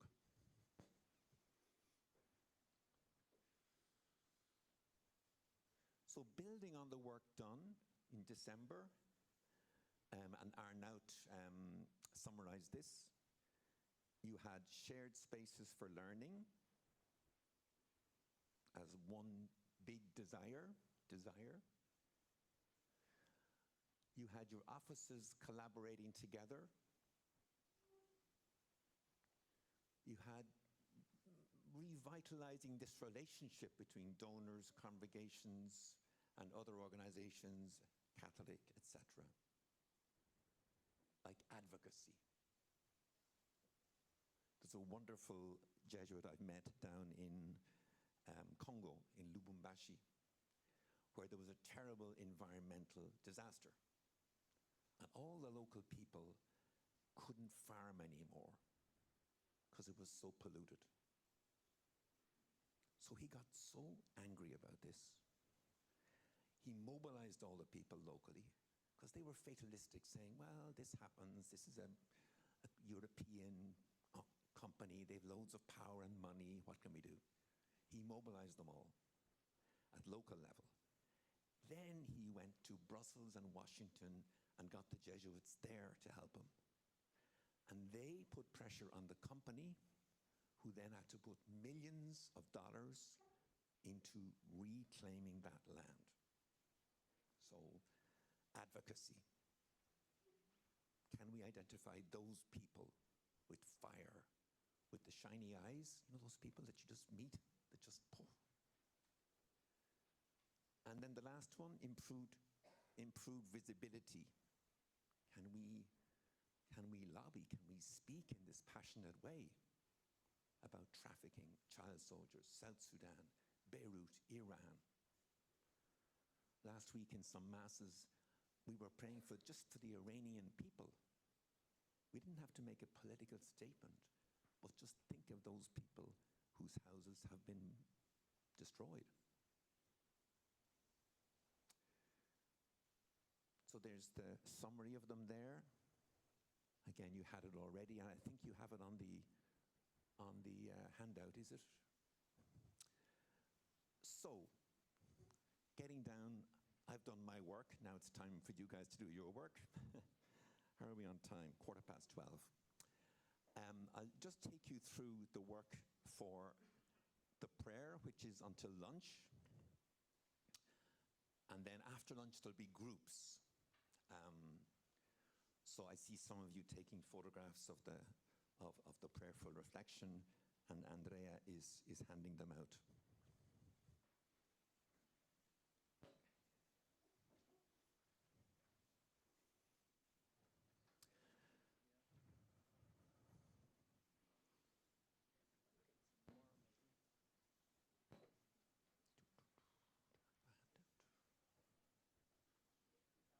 Yes, the handout now, yeah.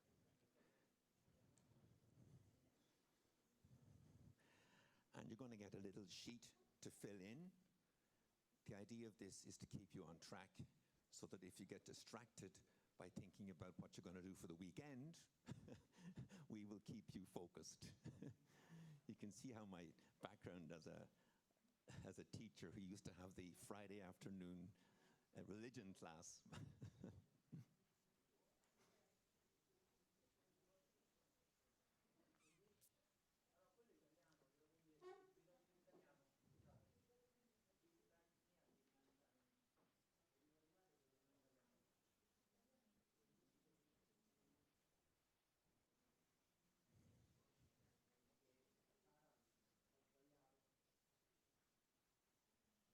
Andrea is saying, I made a mistake. I thought that was impossible, Andrea.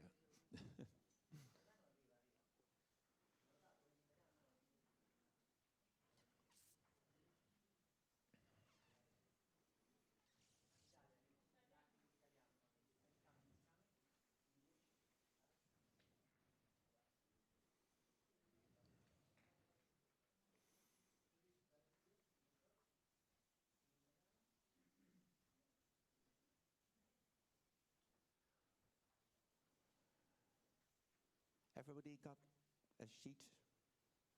Jim hasn't got a sheet up here on first table.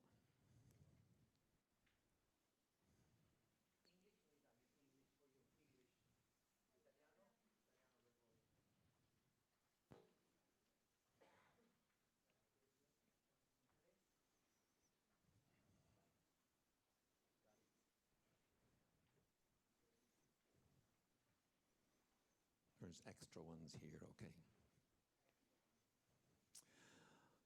Okay, so the idea really now is to use this synodal method. You saw the picture of the little candles.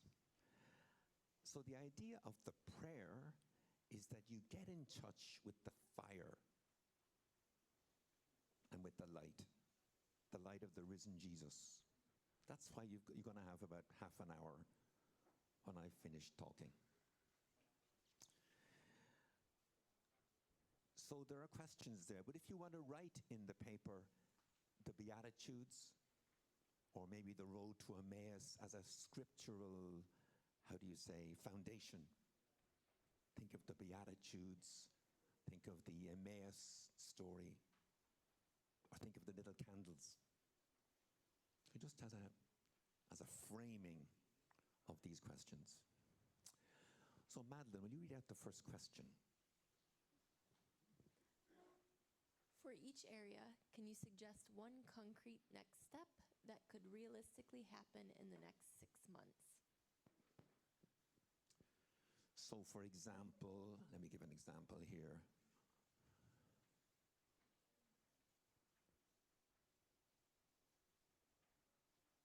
Sustainable leadership training.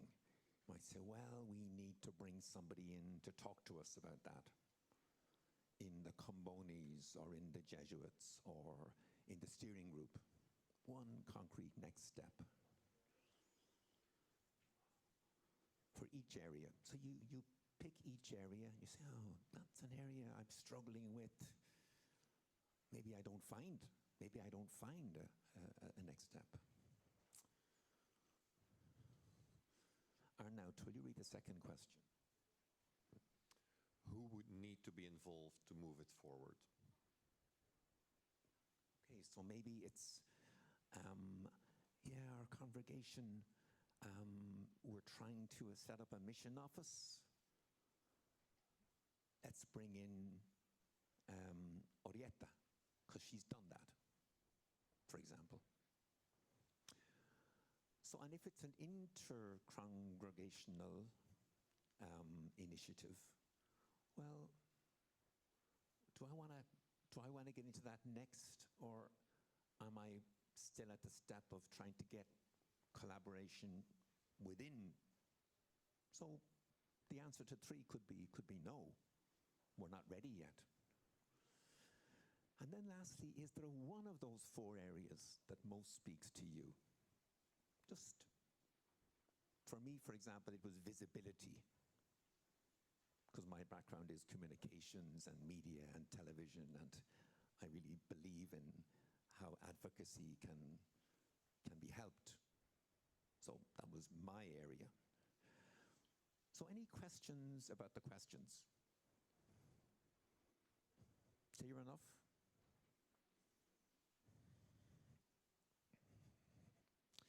And you can see in the handout, you've got space to fill in the blanks. You're not writing a PhD. You can write a word, a phrase, even draw something. Yeah? And then sharing in groups. This is after lunch. Okay? Explain it later. Okay. So just to briefly warn you, spiritual conversation is where you share about your prayer. I remember being in one meeting with Jesuits once, and we had changed totally the format. Normally it was discussions. And our province is quite an old province. So I had always heard for 20 years Father Pat saying, it's disgraceful that young Jesuits wear jeans. Every year he would get up and say it. Every year. So you could know what he was going to say. So that year we said, now this meeting will be different. We are going to pray. They all went, shock. And then we said, there'll be groups. And if you haven't prayed, don't come to the group. So in the first round, you can see there, this is the synodal process. You you say, well, in my prayer, I fell asleep. Let's be honest. In my prayer, I got a phone call I had to take. In my prayer, I loved that image of the 3 candles. Okay? You go around, and there'll be a moderator for each group and a note taker. So, Andrea, have I said enough there to give people an orientation? So your turn now is to tell people about 1 o'clock and lunch.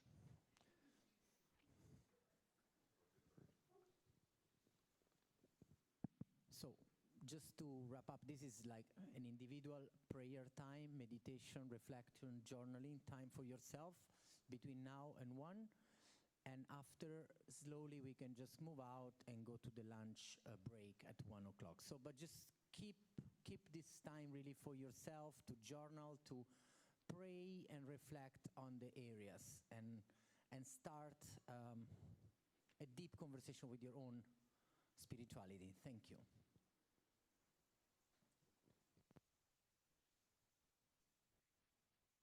And as regards places for prayer, there's the little garden here.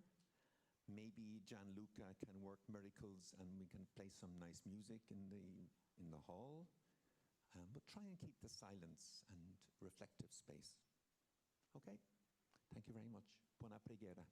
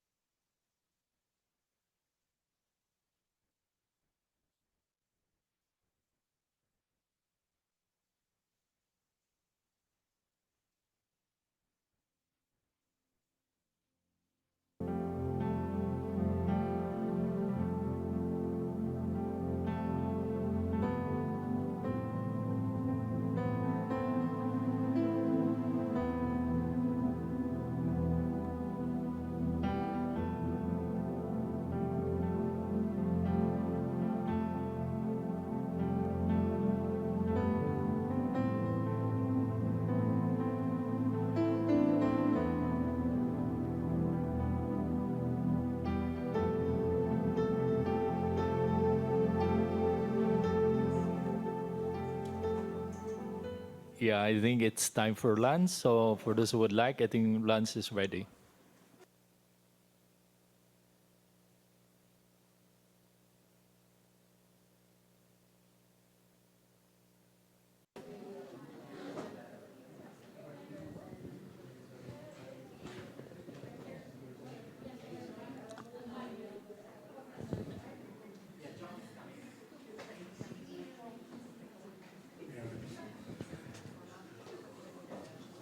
Grazie.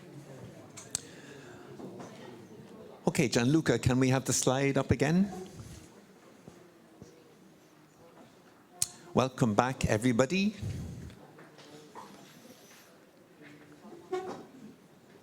They're staggering in after a lovely lunch.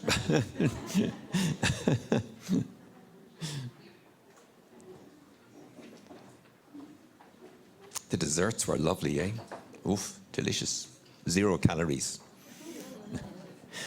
Okay, so somebody said to me the difference between an interesting meeting and a good meeting was the question.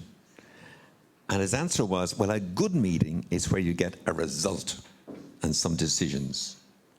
So we want this to be an interesting meeting, but also a good meeting. And that's the work of the next couple of hours, which is basically your work. So the idea now is that you share in groups at your tables a spiritual conversation let me take you through this. And I've given you a little handout. There's one per table about spiritual conversation, but it's not essential to read it. Do not get lost in this handout. But just if you have a question, you might look at it or ask one of the steering group. So in the first of all, in the group, you choose a moderator or a timekeeper. This should not be a chaotic person who can't count. Because each person gets about 5 or 6 minutes in the first round. And the moderator's job is, if the person is going on, if Darwin is going on too long, you say, Darwin, that's fascinating, but your time's up. That's the moderator's job, okay? It's pretty easy. So the first round, people say, well, in my prayer, I really felt more drawn to the second, which is the second one, to development offices collaborating together. And you each go around. That's my personal discernment. What the Spirit said to me. In the second round, it moves into the common discernment. So Mariella, when you were talking, I really felt upset because I couldn't resonate with you. So you're reaching across to respond, okay? Or Darwin, I loved what you said about communications, and I really had a whole different perspective. That's the second round, okay? So it's on the screen as I listened to the group members, etc. So you have a couple of minutes. You don't need to go around affirming each person.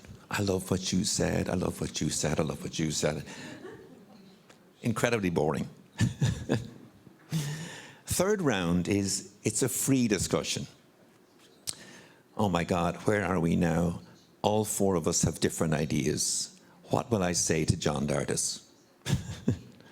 Or, wow, it's amazing. We all gravitate towards number 2, collaborating among ourselves. And that's where the energy is. That's where the common discernment comes to produce a result. Okay? So a timekeeper who can count. A note-taker who has a computer. So all of you who didn't bring computers, stop looking so smug and contented. And to help you out, you've got this printed out version of a grid. You can see here.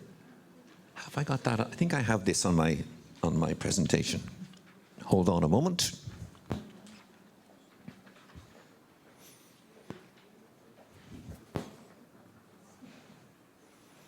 Yeah. For example, the shared spaces for learning, the blue one. You might say, okay, we're group 1 or something, or it doesn't matter. There's no number. So we said, yeah, step 1, and you fill that out. You fill out an action step. Well, who'll do it? So we want to collaborate more with each other. A step can be, well, get Andrea to contact us afterwards, and we'll help on a committee. Or in the coffee break, I met 2 congregations, and I'm going to follow up with them before I leave today, for example. So that's the shared spaces for learning one, and you can see there's the collaborating one, the donors and congregations, and the visibility. Visibility could be, wow, we need to really highlight the situation in Lebanon. And a step will be, well, which of the congregations have communities there? or which of the donors wants to fund something. People are looking a bit lost. Would any lost person like to put up their hands? Miriam. She's totally lost. It's even worse. She's a canon lawyer. How can you lose canon lawyers? Okay, try and put words on your lostness. I am not, so people will say in the first step, which part was that really touched them? Are we going to go through all these 4 pages or because 2 will have focused on one thing, 2 on another thing? So how are we going to get on? This is where, you know, every Sunday we say, I believe in the Holy Spirit. This is where the steering group goes off to pray that there will be some coherence in the answers. Okay? So, just to get found again, step by step, the first thing is to have the conversation. About filling out the template, we will go around and help you when that time comes. Is that okay? So, because I think I've done too many complicated things in a short time after a nice lunch. Okay, so any questions about the group sharing now? We have, how much time have we got, Andrea? Where's Andrea gone? How much time have we got? We have, so you've got 45 minutes, say, until we start filling out the forms. So enjoy yourselves for 45 minutes, and then we'll rescue you with the templates. Before I forget, we should thank Gianluca, who's there. Gianluca, jump to your feet. There he is, our technician. And we should thank our 2 translators whose names I don't know. They can maybe say them. And they've been trying to follow all this stuff as well. Okay, so spiritual conversation, off you go. We'll connect back up again in 45 minutes. Andrea, you have a question. Just to inform the one online, we just send also the file to fill after the 45 minutes, before enjoy your conversation. The file is only in English, but you can fill it in Italian. It's about step 1, primo passo, step 2, secondo. Just fill it in Italian, no worries.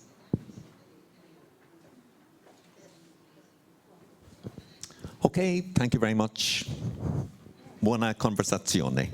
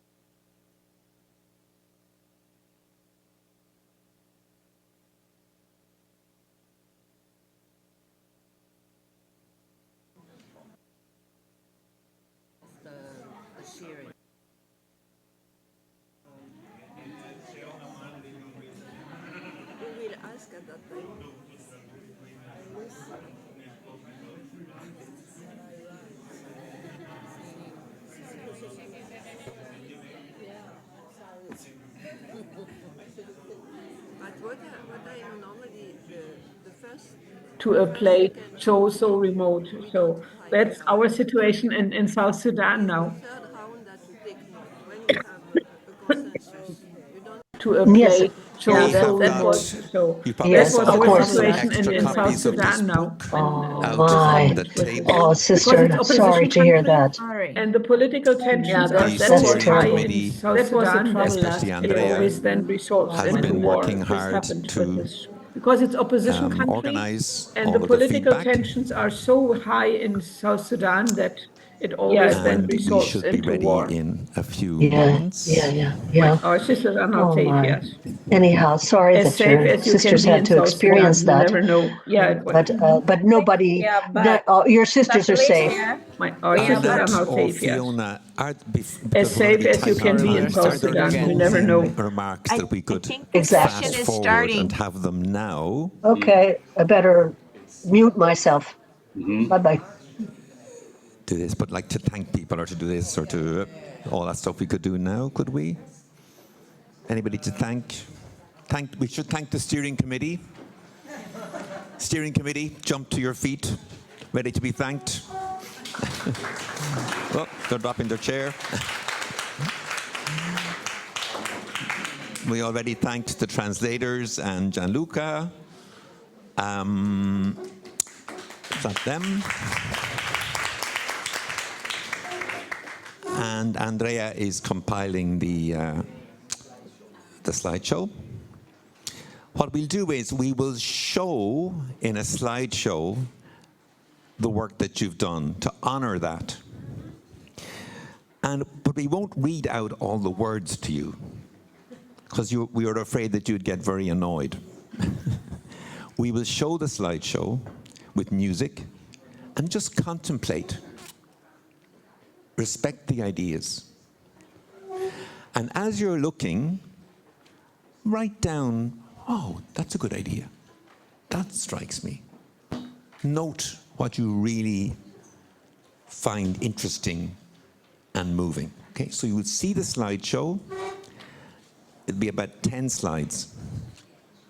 We'll do it contemplatively. And write down for yourself what you really find interesting.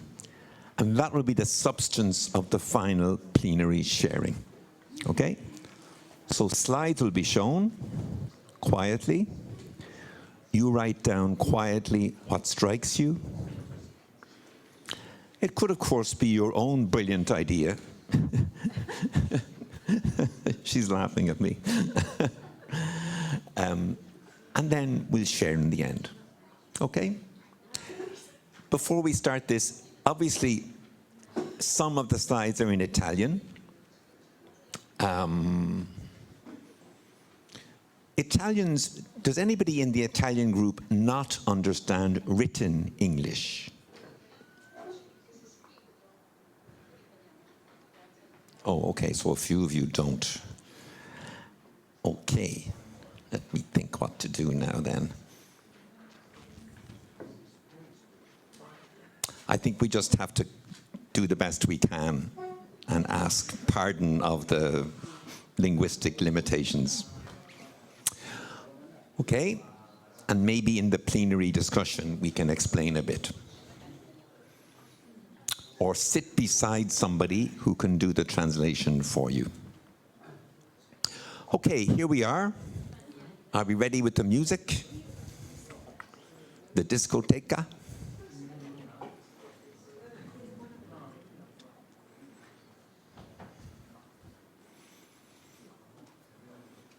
I can do a quick English translation there. Get best practices. Here we go. We can dim the lights.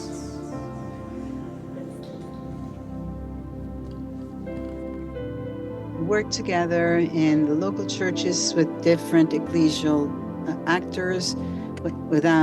Avoid being isolated, ask for time and patience necessary to appreciate resources, the energy and planning, long-term involving bishops to work with donors, renew the collaboration, and not just to ask, and to be ready to co-plan, strengthen the ability of what exists and communicate it, to strengthen the protagonism of UISG and USG, and the processes to facilitate and plan them in the long-term view. Involve the Roman Curia and the different dicasteries that can be interested, dicasteries such as that of consecrated life, integral human development, communication, and share perspectives of the global and in a citadel way.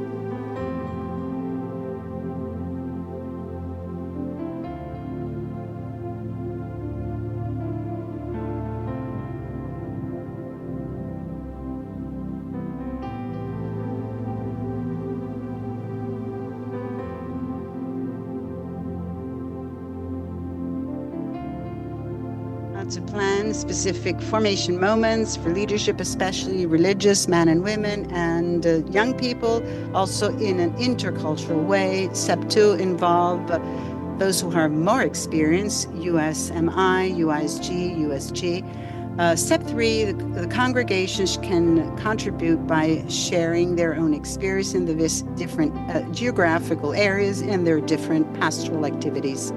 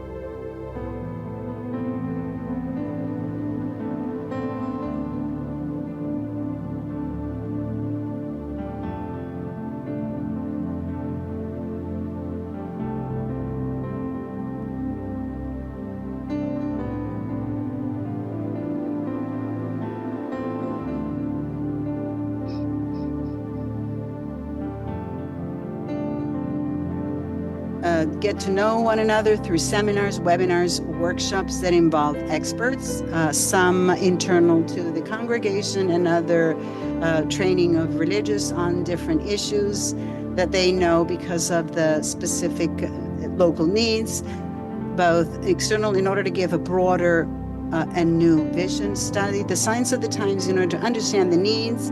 All this focused on formation, identify the emerging priorities that can be and then just focus on formation. And area 2, to process a document with all the reference people and those who participated at the workshop that can be shared, their information can be shared. And then thus from there on, organize updating meetings that could update and to coordinate better what the future actions are going to be, I assume. Area 2, change of perspective, don't work alone, networking together based on mutual trust, implement co-planning on the basis of longer timelines. Also collaborate a lasting trust involving different subjects, using common language and something that is shared. Also in the interreligious spirit and subjects that can be involved in different sectors in the church, lay people, religious, NGOs, etc. Know how to use technology and communication means in order to share better the message, create spaces for formation, updates, sharing, reflections to analyze, language, the language that is used, and the language to be used. Area 4.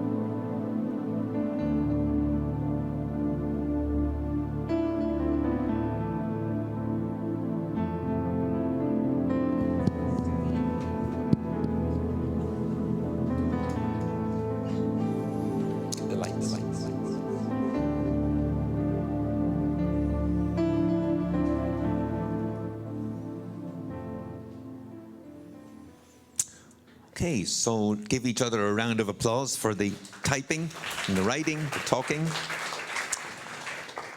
And I think there were two groups that we didn't get quite on the slideshow. Which group was not included? This group here and this group here. Let's hear a brief report orally from you there. Starting from a reflection to foster collaboration, communication within one's own organization, seek collaboration starting from the role that each one of us has within the church, a collaboration that stems from knowledge. Through knowledge, we establish relationships, the only tool to create trust, to reach the dream, to fulfill our dreams, our contribution, the contribution of each one of us to the church, concrete action to take out of here and within our, to share with our networks what we've experienced here, what we've shared, and share everything within and outside our organizations, and to raise awareness in those who are not present here today, share information and recognize that we're not alone in our work of solidarity. We belong to Christian realities, but we need to share all these also with non-Christian people. We are not isolated. We're not to work in silos. We need to collaborate with others. Thank you. A round of applause. Thank you. Un lavoro continuo dentro e fuori di noi. Grazie. Un applauso, per favore.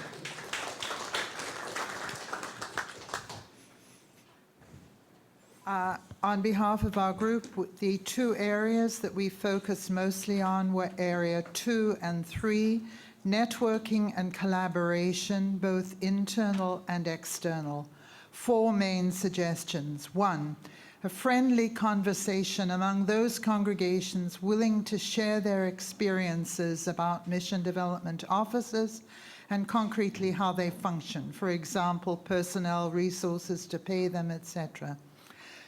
This could be a gathering in person and possibly Zoom, collaboration between them with those with more experience being prepared to share with other congregations. This would be also at within congregations at different levels for collaboration and engagement at the lower national, local levels. Secondly, mission development officers pooling and sharing their experience with others, perhaps using an online database which could be established and could share good experiences. One example shared was the Marist Brothers International Solidarity Fund.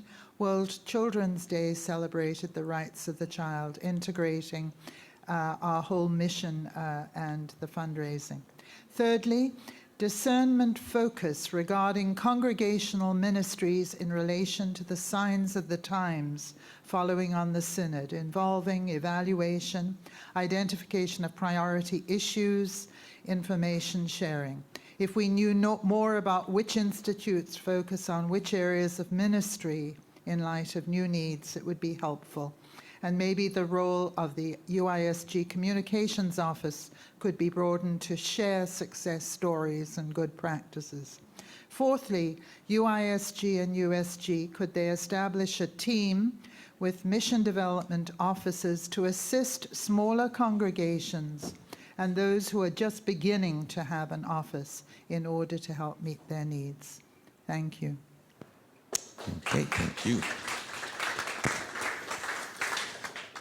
Okay, so just in case I forget, hands up, my goodness. Oh, another group, you didn't send anything.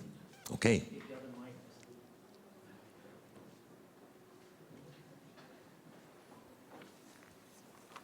The first one was mission involvement at all levels of the congregation, but also throughout the projects levels. Look at self-sustainability and capacity building, training needs, how to change mindset. The second was resource mapping. How can projects find local funding in their own environments?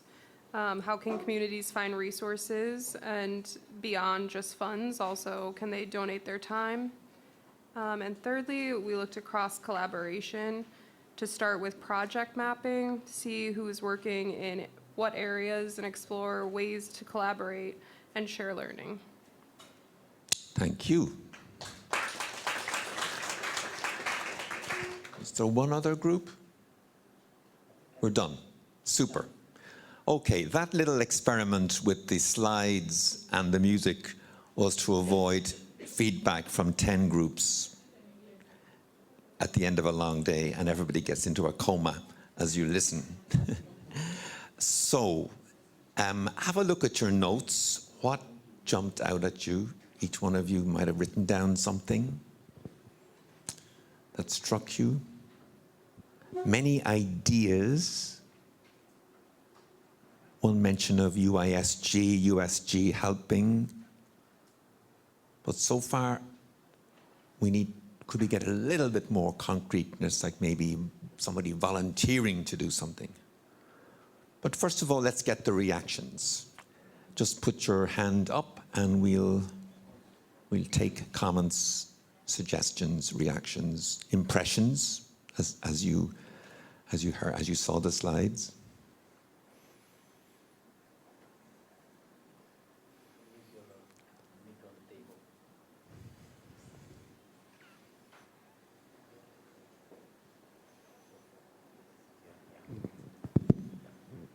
Morris. Just wanted to share the phrase retouched when I was reflecting. Creating platform where others can learn skills. Great, thank you. Creating platforms where others can learn skills. Yes, up the top, use your microphone there. I want to share something absolutely unconcrete, but I was very, I have You'll be forgiven. Just lean in closer to the microphone. Oh, I hope that it doesn't move. So I have something very unconcrete, but I was very touched by the insight that I gained today that the so-called soft skills are the base of collaborating. All the other things like learning skills of I don't know, finance and mathematics is a second step. So the soft skills like trust, relationship building, that has to be at the beginning. Wow, nice. Thank you very much. Foundation, yes, go for it. One of the points I was struck with was collaborating in a non-competitive way. Thank you.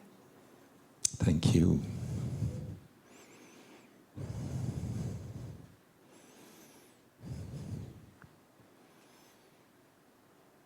I was struck by the desire for resources, resource bank, learning resources, list of people who might help. And obviously the steering group will organize all of those feedbacks. We didn't have time during the break. Anybody else? Elizabeth, you were looking around.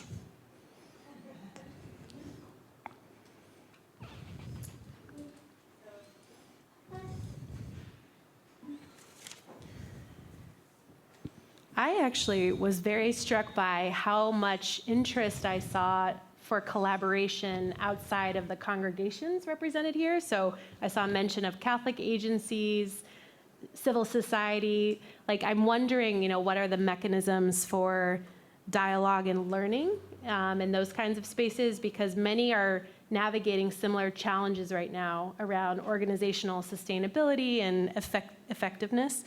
And then I also really, I think this kind of, and this was subject at our table too, but we learn by doing together also. So the more we can be in spaces where, yes, we're building trust, but I think we build trust as we're trying to figure out how to make it as concrete as possible. So I'm interested in how we continue to create spaces where we can be vulnerable with each other.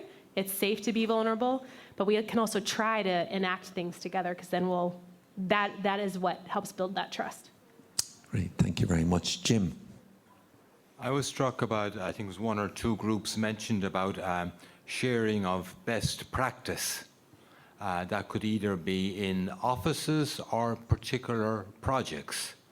And of course, sharing best practices is interesting. Even more interesting is sharing on worst practices and lessons to be learned. Thank you. Thanks, Jim. Miriam, you're opening your mouth? No.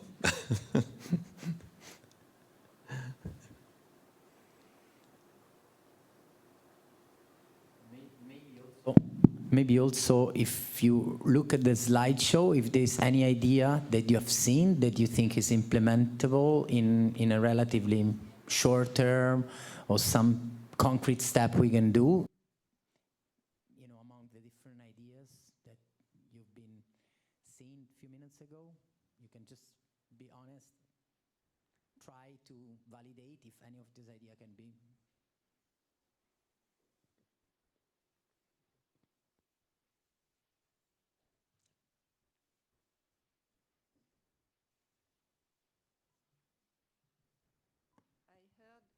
Working together on the essential of the mission.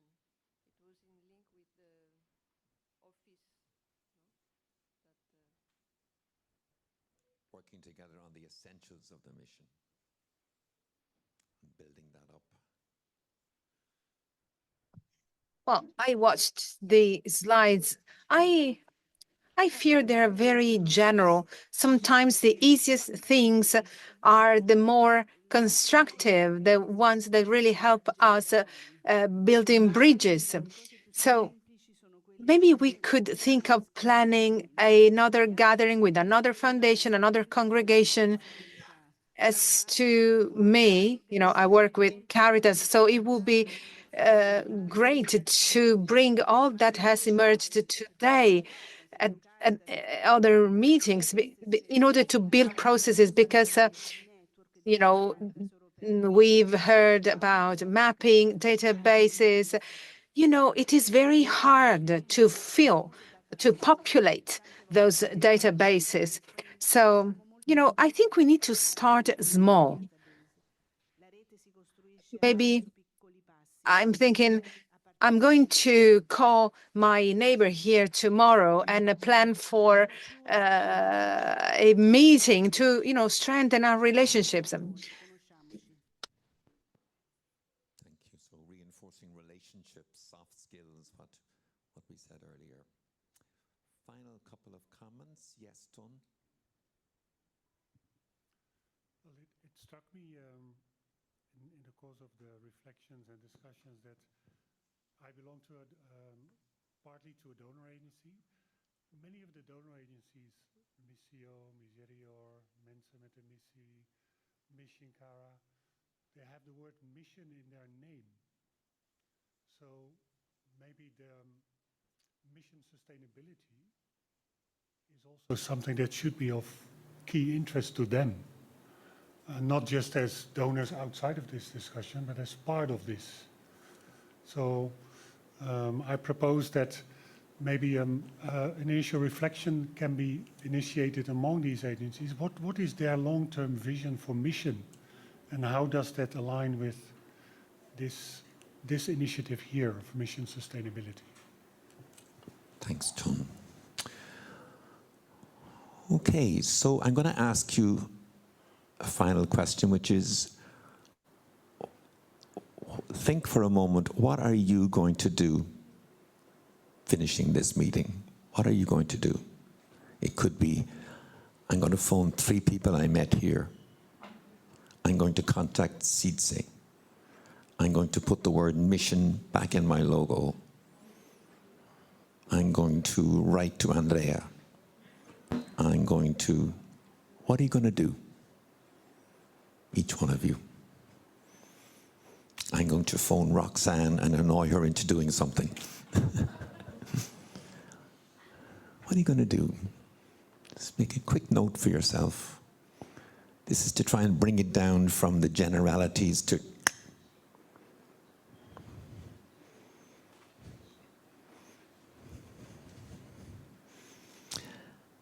and be careful, because I'm going to pick people out. So you better write something down.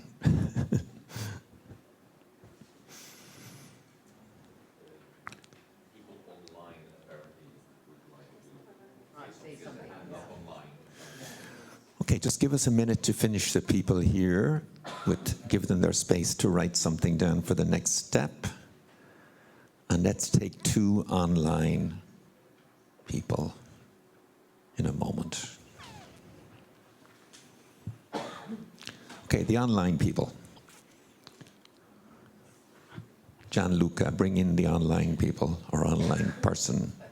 Yeah, but we're bringing in the online people first. Tranquillo, padre.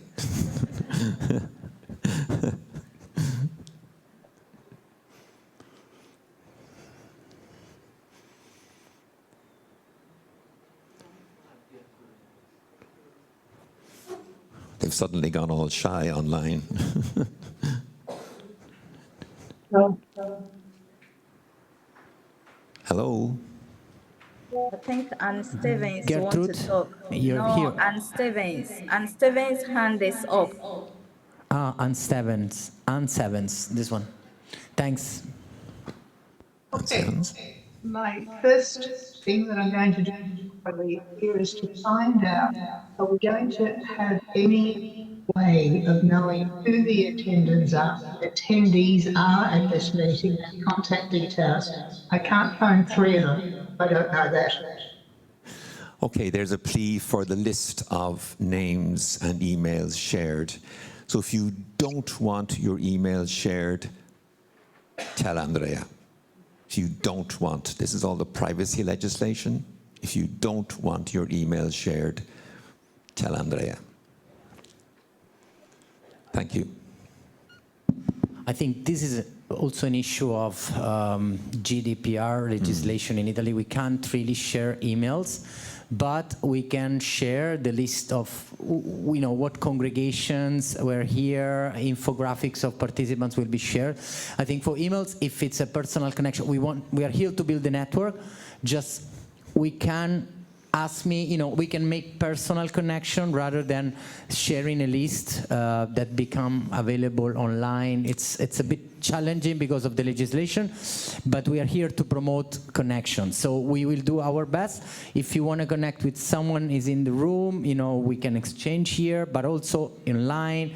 We are trying to build a community. At the same time, we need to cope with the legal requirements. That's something I want to say. So from the upfront. viewpoint of what we shared before, a sentence that has touched us particularly, working together, networking, collaborating, because today, in today's world, there is a very selfish mentality that is eating our societies up and hinders our way of working. So I live here with the spirit and the will to create collaboration and working together with others. Thank you.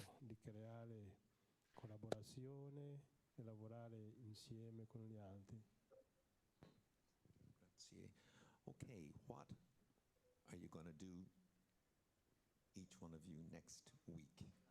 One more online? Yes. Two things that I thought we need to focus on as a congregation is what was just said, discerning a long-term vision for our congregation of mission and how that might have to change. And also the second thing was our discerning the signs of the times. In other words, the more short-term vision. Those two things. Thank you. Our discerning the signs of the times. In other words, the more short-term vision. Those two things. Thank you. Thank you. Anybody else online want to share? Not just yet. Sisters of St. Francis, all of them? Sisters of St. Francis, come in.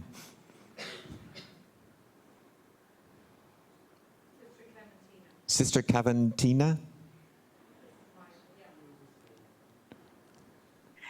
For us, is to set up the mission office.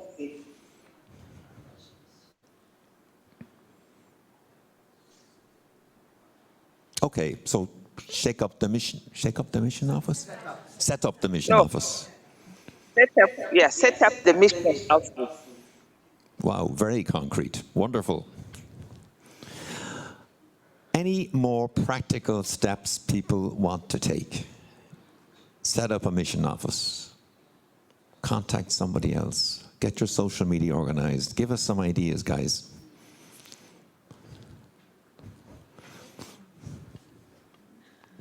Maybe start living in our office, for example. We start doing the conversation in the spirits together, and joining this. I mean, even if we reflect on a passage of the Bible, we try to understand what is the Holy Spirit telling us today, before thinking too long or too far, and linking this to our work. And our work is our mission. So, what do you want from me, Lord, today? And in one of the times that we reflected on this year, for example, we got the time when Peter at the door of the temple met this beggar and who asked him for money, and he told the beggar, I have no silver or no gold, but I have Jesus to give you. So maybe we have to also focus on what's the most important, and it's Christ.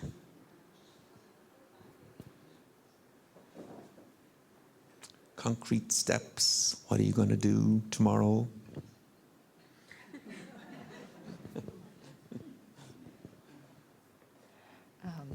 I would say continue collaborating and bringing together the mission and the development, right? Like the mission sustainability has to do with both.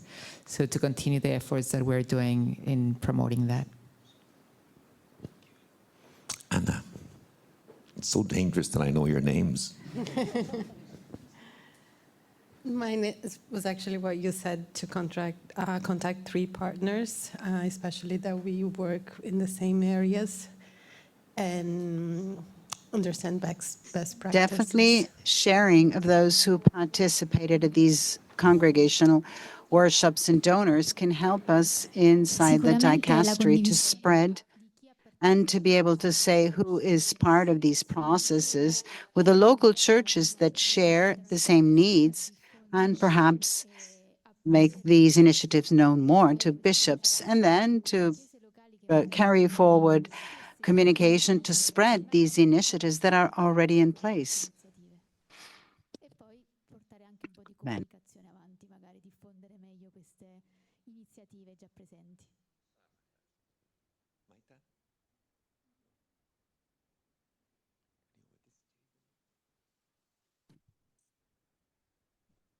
I'm in a process of setting up the office inside the congregation. So it's been providential to start with this dynamic. So the concrete step is to say, not to invent things from scratch, but to use this reflection that we have experienced today.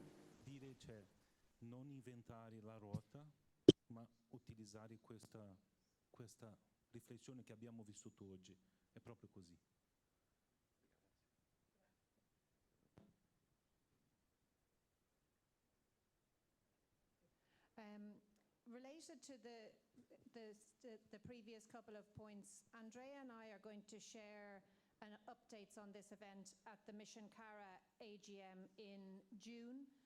And so I think related to the point about Caritas, equally, if there are other places where we could share updates, we'd be happy to do so, even if it's through an online forum.